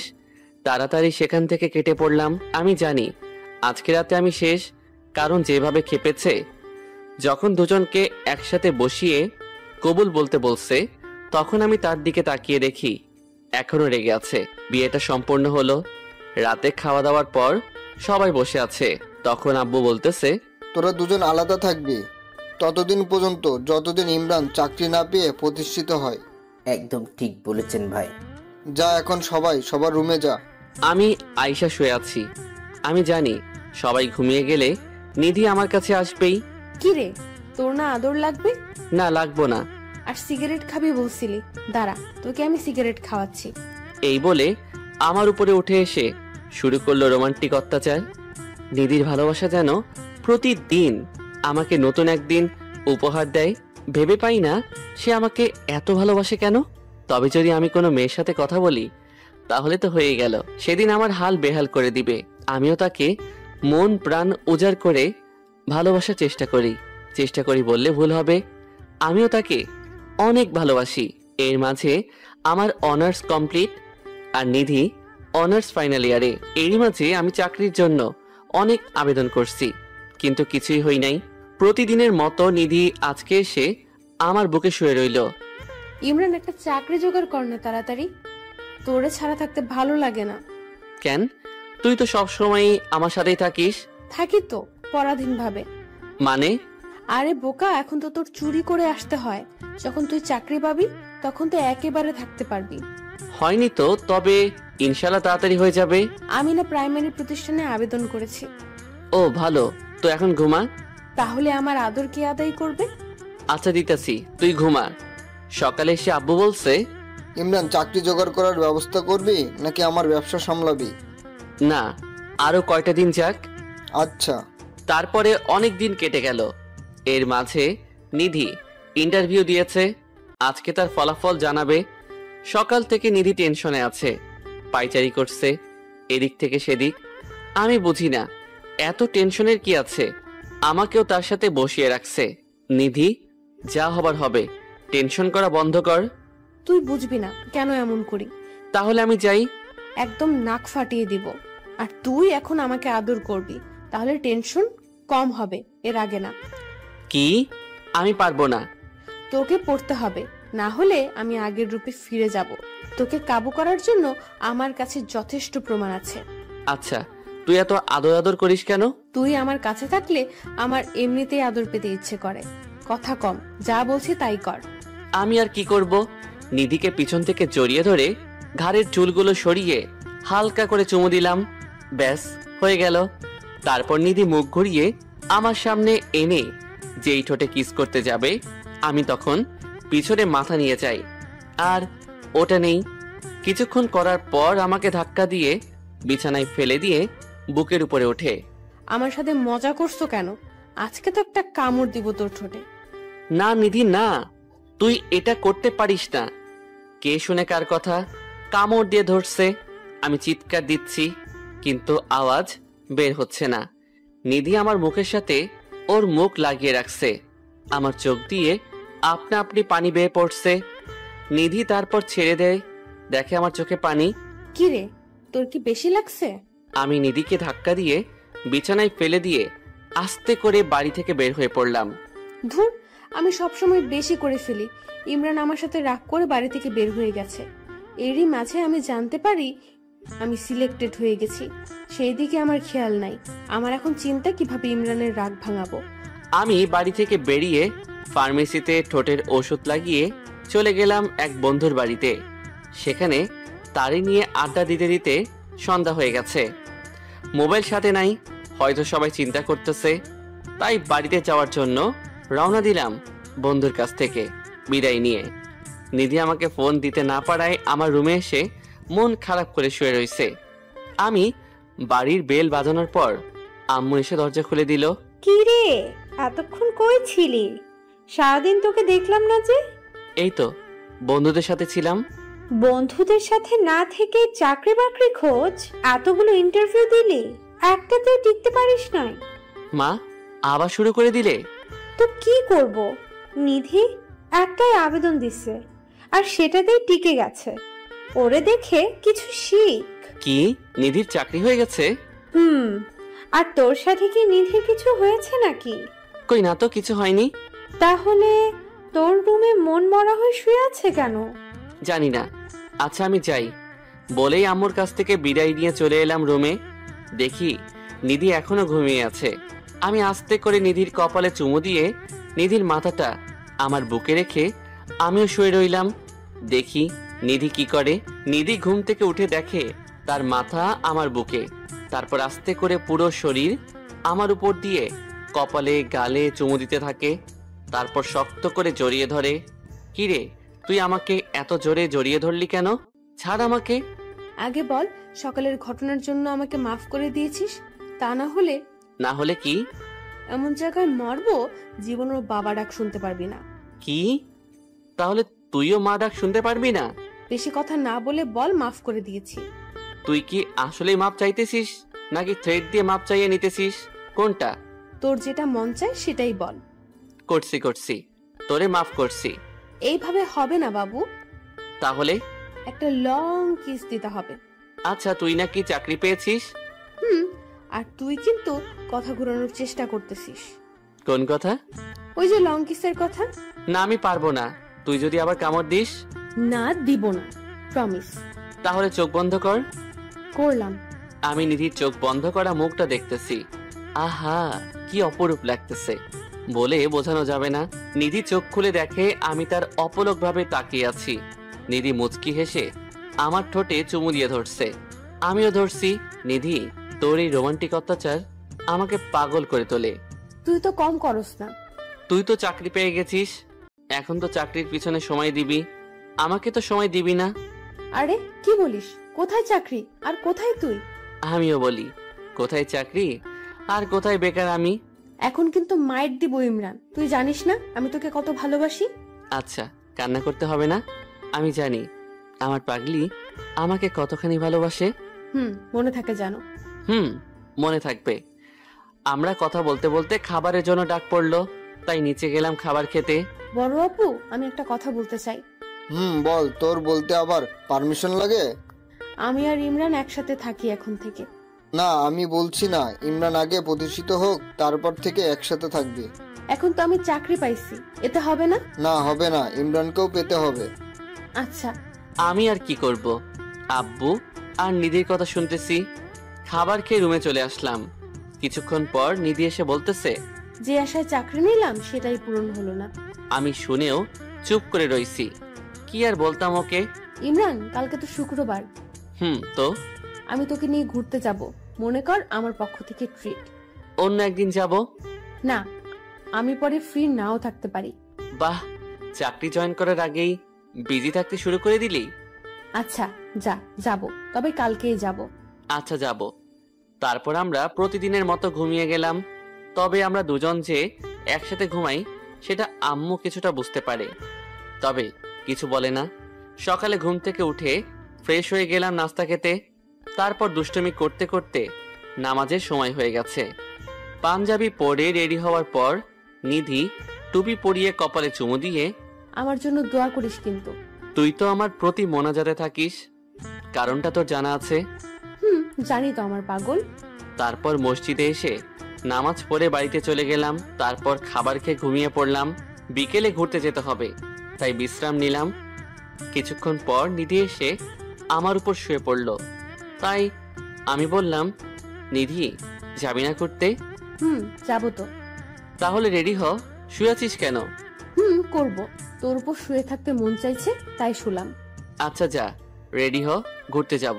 যাবো একটা শর্তে। কি? তুই যদি নিজের হাতে আমাকে সাজিয়ে দিস। মেকআপ দিয়ে দিতে তো পারি না। মেকআপ না, শাড়ি পরিয়ে দিবি। কি? আমি তো শাড়ি পরাতে পারি না। আমি বলে দিব, তুই পরিয়ে দিবি। নিজেকে সামলাতে পারবো না তো। সামলাতে লাগবে না, আমি তো তোর বউ। আচ্ছা দেখি পারি কিনা। তারপর নিধি যে একটা শাড়ি নিয়ে আসলো, এসে দরজা লক করে দিল আর শাড়িটা আমার হাতে দিল। ধর, পরিয়ে দে। তারপর আর কি, পরিয়ে দিলাম।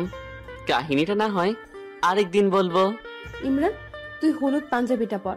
কিন্তু আমি তো পাঞ্জাবিটা পাচ্ছি না। আচ্ছা দাঁড়া, আমি এনে দিচ্ছি। এই বলে কিছুক্ষণ পর আমার হাতে হলুদ পাঞ্জাবিটা দিল। পাঞ্জাবিটা কোথায় পেলি তুই? আমি কত খুঁজছি। তোর না জানলেও চলবে, দে, আমি তোকে পাঞ্জাবি পরিয়ে দেব। পারবো না, আমার লজ্জা লাগে। আমার শাড়ি পরাতে তোর লজ্জা লাগে না? না তো। তাহলে এখনো লাগবে না। এই বলে ওর আগের পাঞ্জাবিটা খুলে ফেললাম। পাঞ্জাবিটা হাতে নিয়ে এক ধ্যানে আমার বুকের দিকে চেয়ে রইল। নিধি, কি হলো? কি দেখো সেইভাবে? নিশ্চুপ, শুধু তাকিয়ে রইছে। এই নিধি, নিধি। নিধি আস্তে আস্তে আমার লোমওয়ালা বুকে চুমু খেলো, তারপর হাত বুলিয়ে দিতে লাগলো। ইমরান, তোর বুকের তিলটা কেন জানি আমাকে তোর দিকে টানে, মন চায় একটা কামড় দিতে। এই না না, এমন করিস না। তারপর আমাকে পাঞ্জাবি পরিয়ে দিল। নিধি নীল শাড়ি আর আমি হলুদ পাঞ্জাবি পরছি। ঘুরতে বের হলাম। একটা রিক্সা নিলাম, দুজনে উঠে বসলাম। চলে গেলাম পার্কে। সেখানে গিয়ে আমি আর নিধি দুজনে বসে রইলাম। যখন আমি কিছু বলতে যাব তখন একটা ছেলে এসে বলতেছে, ভাইয়া, এনার সাথে কিছু কথা আছে। কেন? একটু দরকার, আপনি যদি একটু দূরে যেতেন। না, যা বলার ওর সামনেই বলো। আমি তোমাকে ভালোবাসি। আমি দেখলাম নিধি হাত মুষ্টিবদ্ধ করতেছে, তাই দেরি না করে ইশারায় বললাম ছেলেটিকে কিছু না বলার। ভাই, তুমি কাকে কি বলতেছো? জানো ও আমার কি হয়? আপনি ওর ভাই হন? এই কথা শোনার পর মাথায় রক্ত উঠে গেল। চেয়ে দেখি নিধি আমার চেয়ে বেশি রেগে আছে। তাই পরিস্থিতি স্বাভাবিক রাখার জন্য বললাম, জানো ওর সাথে আমার বিবাহ ঠিক হয়েছে। না তো, আমি তো জানি না। তোমার জানা উচিত ছিল। আমি না থাকলে তুমি আজ সুস্থভাবে বাড়ি যেতে পারতে না। ভাইয়া আসলে আমি জানি না, জানলে কখনোই প্রপোজ করতাম না। আচ্ছা যাও, পরবর্তীতে যাতে না দেখি। ছেলেটি চলে গেছে। চেয়ে দেখি নিধি এখনো রেগে আছে। তাই আমি নিধির কোলে মাথা রাখলাম আর সে মাথা বিলি কেটে দিতে লাগলো। এভাবে সারাদিন ঘোরাঘুরি করে চলে আসলাম বাড়িতে। নিধি চাকরিতে জয়েন করছে, এখন আমাকে বেশি সময় দেয় না। এখন আর আমাকে রাতে জড়িয়ে ধরে ঘুমায় না। আস্তে আস্তে সে দূরে সরে যাচ্ছে। তাকে কোথাও ঘুরতে যেতে বললে সে বলে বিজি থাকে, আর তার অবসর সময় বললে বলে তার এখন রেস্টের প্রয়োজন। তবে আমি টের পাচ্ছি সে আমার থেকে দূরে সরে যাচ্ছে আস্তে আস্তে। একদিন সকালে, নিধি চল আজকে ঘুরতে যাই। তুই কি মনে করিস আমি নিজে খেলে দিন পার করি যে তোর সাথে ঘুরতে হবে? ইমরান শোন, আগে আমি ছোট ছিলাম তাই এমন করতাম, এখন যথেষ্ট বুঝি, তাই আগের কথা নিয়ে আমাকে বিরক্ত করবি না। কি আমি বিরক্ত করি তোকে? আমার কি আর ভালোবাসা তোর কাছে বিরক্ত লাগে? বিরক্ত লাগে। তোর ফ্যামিলির প্রতি কোনো দায়িত্ব নাই, আর শুধু ভালোবাসা দিয়ে পরিবার চলে না। এই বলেই নিধি হন হন করে চলে গেল। একবার পিছনে ফিরে তাকালো না। তাকালে দেখতে পেত একজন তাকিয়ে আছে তার চাতক পাখির মতো চলে যাওয়ার দিকে। নিধি চলে গেছে, আমি বাড়িতে বসে আছি। সকালবেলার কথা আমি যেন এটা মেনে নিতে পারছি না। আমার বিশ্বাসই হচ্ছে না যে নিধি কথাগুলো বলল। তখনই মোবাইলে একটা টুং করে মেসেজ আসলো। মেসেজটা পড়ে যেন আমার কথা বলা বন্ধ হয়ে গেছে। এই যে অতি খুশির কারণে, কারণ আমার চাকরিটা হয়ে গেছে। তখনই ফোনটা বেজে উঠল। আসসালামু আলাইকুম। ওয়ালাইকুম আসসালাম। আপনি কি ইমরান বলছেন? জি, আমি ইমরান। আপনি আমাদের কোম্পানিতে সিলেক্ট হয়েছেন, কালকে কিছু দরকারি কাগজ নিয়ে আসবেন, তা মেসেজে জানানো হয়েছে। এই বলেই ফোনটা কেটে দিল। আচ্ছা, আমি যদি এই কথা যে নিধিকে বলি তাহলে সে অনেক খুশি হবে, আর দেরি করলে চলবে না। তাই রেডি হয়ে চলে গেলাম নিধির স্কুলের উদ্দেশ্যে। আর কি কি করব তা ভাবতেছি, তবে এমন কিছু দেখব আশা করি নাই। স্কুলে যাওয়ার আগে একটা বাজার দিয়ে যেতে হয়। সেখানে দেখলাম নিধি একটা ছেলের সাথে যাইতেছে। এটা দেখে আমার মাথা ঠিক নাই, কারণ ছেলেটাকে আমি কখনো আর দেখি নাই, আর নিধির আত্মীয় না। তার মানে নিধির এই ছেলের সাথে কিছু চলছে। এই জন্যই নিধি আমাকে ইগনোর করে। আমি তাদের পিছু নিলাম, দেখি ওরা কি করে। কিছুক্ষণ পর তারা রেস্টুরেন্টে ঢুকলো আর কফি অর্ডার করলো। ছেলেটি বারবার নিধির হাত ধরতেছে, আর তো বসে থাকা যায় না। তাই দিলাম একটা নাক বরাবর ঘুষি, গড় গড় করে রক্ত পড়ছে। কি ভাবছেন ছেলেটা আমাকে মারছে? আরে না, আমাকে আমার কিউট বউটা মারছে। ওই তুই ওকে মারলি কেন? আমি অবাক হয়ে তাকিয়ে রইলাম, কথা বের হচ্ছে না।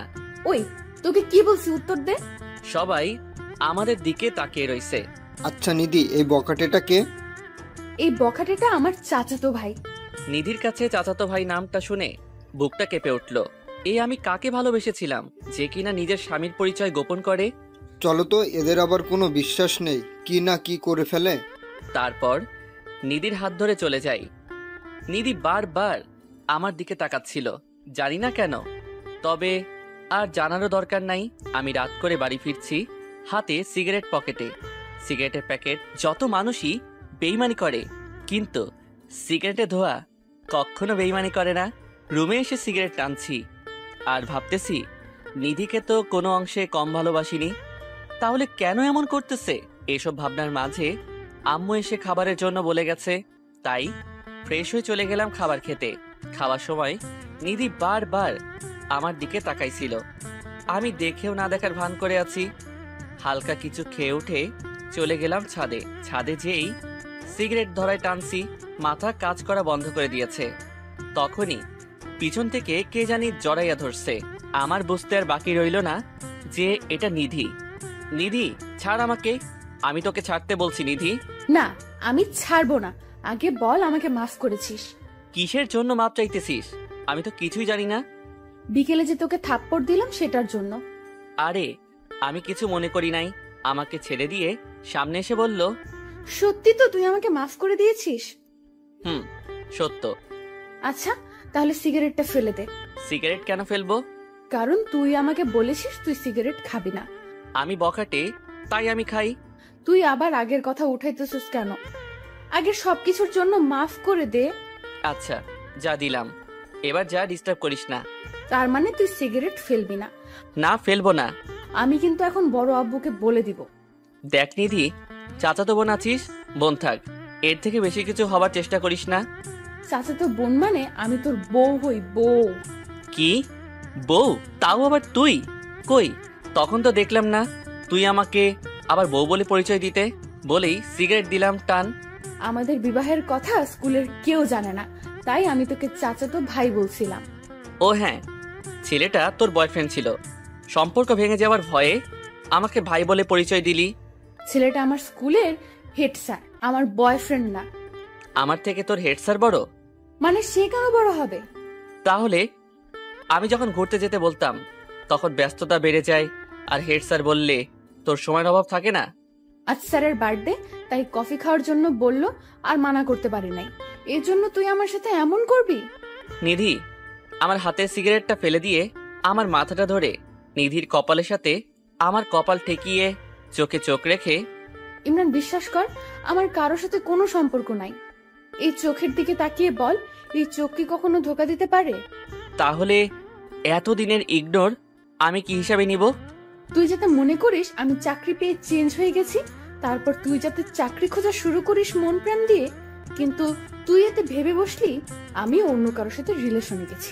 তো কি ভাববো, যে আমাকে অনেক ভালোবাসতো সে যদি হঠাৎ করে ভালোবাসা বন্ধ করে দেয়, তাহলে তো আমি ভাবতেই পারি সে অন্য কারো হয়ে গেছে। চোখের জল মুছে চলে আসলাম। নিধিকে আর কিছু বলতে দিলাম না, হয়তো তার সামনে কান্না ধরে রাখতে পারতাম না, আমি তাকে এখনই মেনে নিতাম, কিন্তু সে সামান্য চাকরির জন্য আমাকে এভাবে ভালোবাসা থেকে বঞ্চিত করলো। রুমে এসে দরজা লাগিয়ে দিলাম যাতে নিধি আসতে না পারে। কিছুক্ষণ পরে দরজায় টোকা পড়ল, বুঝতে পারলাম কেউ এসেছে। কে ওখানে? টোকা দেওয়া বন্ধ হয়ে গেছে, কিন্তু নাক টানা শব্দ পাচ্ছি, মানে নিধি কাঁদছে। এটা ভাবতেই বুকের ভেতরটা কেঁপে উঠল। মন চাচ্ছে নিধিকে এখনই বুকে জড়াইয়া ধরি। নিধি কিছুক্ষণ কেঁদে চলে গেল। আমি বিছানায় এপাশ ওপাশ করছি, কিন্তু ঘুম আসছে না। কোনো রকমে রাত পার করে সকালে উঠে কাগজপত্র নিয়ে রওনা দিলাম অফিসে। নিধি সকালে উঠে আমার রুমে এসে আমাকে না পেয়ে আম্মুর কাছে যেয়ে বলে, বড় আম্মু, ইমরানকে দেখছি না যে? ইমরান তো সকাল সকাল কাগজ নিয়ে বের হলো দেখলাম। ও, আমি বড় আম্মুর কাছ থেকে এসে ভাবতেছি ইমরান চাকরির জন্য সকাল সকাল বের হয়ে গেল। রাতে ইমরানকে চাকরির কথাটা না বললে ইমরান এমন করতো না। নিধি জানে না আমি যে চাকরি পাইছি, তাই সে ভাবতেছে আমি চাকরির জন্য বের হয়েছি। নিধি স্কুলে যায়নি, মন খারাপ করে শুয়ে আছে রুমে দরজা লাগিয়ে না খেয়ে। নিধির আম্মু খাওয়ার জন্য ডাকছে, কিন্তু নিধি খেতে চায় না। আমার আজকে প্রথম দিন, তাই বেশি কাজ নাই, সবার সাথে পরিচয় হলাম আর নিজের কাজ বুঝে নিলাম। অফিস থেকে আসতে আসতে মাগরিবের আজান দিয়েছে। বাড়িতে এসে দরজায় বেল বাজানোর সাথে সাথে আম্মু দরজা খুলে দিল। কিরে, সারাদিন কোথায় ছিলি? অফিসে। তাই বলে ফোনটা বন্ধ রাখবি? আরে প্রথম অফিস করব, তাই যদি কেউ ডিস্টার্ব না করে সেই জন্য মোবাইল বন্ধ রাখছি। তোরা নিধির মধ্যে কোনো ঝগড়া হলে তা তাড়াতাড়ি মিটিয়ে নে। মেয়েটা সেই সকাল থেকে না খেয়ে আছে, দরজাটাও বন্ধ করে রাখছে। কি, নিধি সকাল থেকে না খেয়ে রইছে? আর আমি যেন নিধিকে রাতে খাবার টেবিলে পাই, সেটা তুই কেমনে আনবি তোর ব্যাপার। না পারলে আজকের জন্য তোর খাওয়া বন্ধ। এই বলেই আম্মু চলে গেল। আমি ফ্রেশ না হয়ে চলে গেলাম নিধি রুমের সামনে। নিধি সারা দিন না খেয়ে আছে, এটা শুনে বুকের ভেতরটা মোচড় দিয়ে উঠল। আমি দরজায় টোকা দিলাম। আমি খাবো না বলেছি, তারপরও কেন ডাকতে আসো? নিধি, আমি ইমরান। তখনই দরজা খুলে দিল। আমি তো নিধির দিকে তাকিয়ে অবাক, কারণ নিধির চুলগুলো এলোমেলো, চুলের সেই সজীবতা নেই, একদম শুকনো, আর কান্না করতে করতে মুখের অবস্থা বেহাল করে ফেলেছে। আপনি সারাদিন না খেয়ে রয়েছেন কেন? নিধি আমার কাছ থেকে আপনি ডাক শুনে অবাক হয়ে তাকিয়ে রয়েছে। হয়তো সে এটা আশা করে নাই প্রিয় মানুষের কাছে আপনি ডাক শোনার। আমি আবার বলা শুরু করলাম, নাকি আপনার বয়ফ্রেন্ডের সাথে ঝগড়া হয়েছে যার কারণে আপনি খাবার খাচ্ছেন না? এটা বলে মনে হয় ভুল করছি। নিধি বসা থেকে উঠে সোজা আমার কলার ধরছে। আমি তো ভয়ে শেষ। নিধি এখন আমাকে কি করবে? নিধি, আমার কলার ছাড়, না হলে কিন্তু ভালো হবে না। খারাপ কি হবে শুনি? আমাকে আপনি ডাকা, আমার বয়ফ্রেন্ড আছে বলা, আমাকে ইগনোর করা, এর থেকে আর কি খারাপ আছে শুনি? কথা বলতে বলতে দেয়ালের সাথে আটকে দিয়েছে এবং 2 হাতের মাঝখানে আমাকে আটকে রাখছে। কি করব বল? আব্বা বলছে তুই চাকরি না পাওয়া পর্যন্ত একসাথে থাকতে দিবে না। আমার আবার তোকে ছাড়া ভালো লাগে না, তাই তোর সাথে এমন করছি যাতে তুই চাকরি জোগাড় করিস। তাই বলে আমাকে ভালোবাসা থেকে বঞ্চিত করবি? দেখ, তোকে বললেও তুই গুরুত্ব দাস না, তাই তো ভালোবাসা থেকে বঞ্চিত করছি যাতে তাড়াতাড়ি করিস। আচ্ছা যা, বাদ দে, এখন আমাকে যেতে দে। যা, তোকে কে ধরে রাখছে? এখন আমার 2 সাইডে হাত দিয়ে ধরে রেখেছে। তুই হাত সরা, আমি চলে যাই। আমার হাত আমি এভাবে দেয়ালের সাথে রাখবো, কিন্তু সরাবো না। তাই তুই সরাবি না? তুই যা ইচ্ছা কর, কিন্তু আমি সরাবো না। আমার হাত 2টা নিধির কোমরে ধরে হালকা টান দিতেই নিধির শরীর আমার সাথে লেগে গেছে, আর নিধি আমার চোখের দিকে তাকিয়ে আছে। আমার একটা হাত কোমর থেকে সরিয়ে পিঠে স্লাইড করেছি, আর নিধি কেঁপে উঠছে। তারপর পিঠ থেকে হাতটা স্লাইড করতে করতে মাথায় হাতটা নিয়ে চুলের উপর দিয়ে মাথাটা চাপ দিয়ে বুকে চেপে ধরছি। এখন নিধি দেয়ালের সাথে লেগে গেছে, আর আমি নিধির জায়গায়। তারপর নিধির হাত 2টা দেয়ালের সাথে চেপে ধরে মুখটা নিধির সামনে নিতেই নিধি চোখগুলো বন্ধ করে ফেলছে, হয়তো প্রিয়জনের স্পর্শ অনুভব করার জন্য। কিন্তু আমি এই সুযোগে নিধিকে ছাড়িয়ে দরজার সামনে এসেই তোকে যাতে সবার আগে খাবার টেবিলে দেখি, না হলে কিন্তু ভালো হবে না। এমনিতেই তোর উপর আমি রেগে আছি বলেই চলে আসলাম। নিধি রাগী দৃষ্টিতে তাকিয়ে রইছে আমার দিকে। জানি এর প্রতিশোধ রাতে ঘুমানোর সময় নিবে। আমি ফ্রেশ হতে হতে খাবারের সময় চলে এসেছে। আমি খাবার টেবিলে চেয়ে দেখি সবাই আসছে, কিন্তু নিধি আসে নাই। মেজাজটা পুরাই গরম হয়ে গেল। তখনই আম্মু আমার হাতে খাবারের বাটি দিয়ে বলল, নিধি বলছে তোকে দিয়ে খাবার পাঠাতে, তাহলে নাকি খাবে। আচ্ছা নিয়ে যাব, কিন্তু আমার খাবার কই? আচ্ছা এই নে। 2টা প্লেট খাবার নিয়ে চলে গেলাম নিধি রুমে। যে দেখি নিধি উল্টো হয়ে শুয়ে রয়েছে। টেবিলে খাবারগুলো রেখে নিধির কাছে গেলাম। যেই নিধির হাতটা ধরতে যাব তখনই লাফ দিয়ে শুয়া থেকে উঠে আমাকে বিছানায় ফেলে দিয়ে আমার বুকের উপর উঠে গেছে। ঘটনা এত দ্রুত ঘটে গেছে আমি কিছুই বুঝতে পারিনি। চেয়ে দেখি নিধি আমার বুকের উপর। নিধি এগুলো কি শুরু করছিস? নাম বলছি আমার উপর থেকে। না, আমি নামবো না। সে সময়ের কথা ভুলে গেছিস? আমার সাথে ধোকাবাজি। দেখ নিধি, মন কিন্তু এখন ভালো নেই, কিছু করিস না। তোর মন ভালো করার দায়িত্ব শুধু আমার, তুই চুপ কর। নিধি, ঘুমানোর সময় যা ইচ্ছা করিস, এখন খাবারগুলো খেয়ে নে প্লিজ। আচ্ছা, পরে বাধা দিবি না তো? আচ্ছা দিব না, এখন খাবারগুলো খেয়ে নে। সারাদিন কিছুই খাসনি। তুই আমারে খাওয়ায় দিবি। তাহলে আমি খাবো কি করে? কেন? আমার হাতে খাবি। আচ্ছা। তারপর নিধি উপর থেকে উঠে খাবারের প্লেটটা হাতে নিয়ে আমার কোলে এসে বসলো। নে, এই প্লেট থেকে আমাকে খাইয়ে দে, পরের প্লেট থেকে আমি তোকে খাওয়াবো। নিধি, হাত ধুয়ে নেই, পরে খাবি। নিধি কোল থেকে নেমে গিয়ে একটা বাটি ও একটা জগ ও গ্লাস নিয়ে হাত ধুয়ে দিয়ে আবার কোলে উঠছে। আসলেই তুই একটা পাগলি। তোর পাগলি, তাই তো তোকে জ্বালাই। আর আমি পাগল, তাই তো কিছু মনে করি না। তারপর নিধি খাবার খেয়ে আমাকে খাইয়ে দেয়। খাবার খেয়ে আমরা বসে কথা বলতেছি। ইমরান, আমাকে একটা গল্প শোনা। শুনবি তুই? নিধি, ইমরানকে নিয়ে নিচে আয়, তোর বড় আব্বু তোকে ডাকছে। আচ্ছা নিধি, নিচে যা, দেখ কি বলে, আর রাতে তোকে গল্প বলবো। বলেই আমার সাথে নিচে চলে গেল। নিধি যে নিধির বড় আব্বুর কাছে বসলো, আর আমি ছোট আম্মুর কাছে। ইমরান, তোর মা বলল তুই নাকি চাকরি পেয়েছিস? পেয়েছি গতকাল। আচ্ছা, ভালো খবর। এখন থেকে তোরা দুজন একসাথে থাকবি। কোন দিন আবার আলাদা ছিলাম? বিড়বিড় করে বললাম। পাশ থেকে ছোট আম্মু ধাক্কা দিয়ে বলতেছে, ভাবিস না, আমরা জানি না, আমরা সবাই জানি তোরা প্রথম থেকেই একসাথে থাকিস। ছোট আম্মু কানে কানে বলল। আমি অবাক হয়ে প্রশ্নসূচক দৃষ্টিতে ছোট আম্মুর দিকে তাকাইলাম, আর তিনি মাথা নেড়ে বুঝিয়ে দিল, হ্যাঁ। হঠাৎ বলে উঠল, আমরা নাতি নাতনির মুখ কবে দেখবো নিধি? আমরা তো এখন এমন কিছুই করলাম না। কি রে ইমরান, বলিস না কেন? আমার দিকে তাকিয়ে বলল। নিধি এমন নির্লজ্জ মার্কা কথা শুনে আমার ফ্লোর ভেঙে নিচে ঢুকে যেতে মন চাইছে। আমি যেন লজ্জায় কিছু বলতেও পারছি না, আবার সেখান থেকে যেতেও পারছি না। আমার এমন অবস্থা দেখে ছোট আম্মু সবাইকে ইশারা করলো আর সবাই চলে গেল। এখন শুধু আমি আর নিধি আছি। কিরে, তোর আঙ্কেল কবে হবে? কোথায় কি বলতে হবে জানোস না? আরে ধুর, আপন মানুষের কাছে বলতে লজ্জা কিসের? আগে বল তুই চাকরি পেয়েছিস, কিন্তু আমাকে বলিসনি কেন? বলার সময় পাইলাম কই? আজকে রাতে খবর আছে তোর। আমি আর কিছু না বলে নিধিকে কোলে করে ছাদে যাওয়ার জন্য সিঁড়ি বেয়ে উঠতে লাগলাম। আর নিধি প্রশ্নসূচক দৃষ্টিতে তাকাইয়া রইছে, কিছু বলছে না। অনেকখানি অবাক হইছে। ছাদে যে নামিয়ে দিলাম আর দুজনেই বসে রইলাম। নিধি, তুই না গল্প শুনবি? শুনবো তো, বল। একটা ছেলে একটা পরিবারে জন্মগ্রহণ করেছে। তার খেলার সাথী হিসেবে তার 3 বছরের ছোট চাচাতো বোন একমাত্র সঙ্গী। দুজন একসাথে বেড়ে উঠেছে, কিন্তু ছেলেটা প্রাপ্তবয়স্ক হওয়ার পর থেকে মেয়েটিকে ভালোবাসতে শুরু করে, কিন্তু কখনো বলে নাই। একদিন মেয়েটা বলে সে ছেলেটাকে ভালোবাসে। সেদিন ছেলেটাও এত খুশি হয়েছিল যে বলার বাহিরে।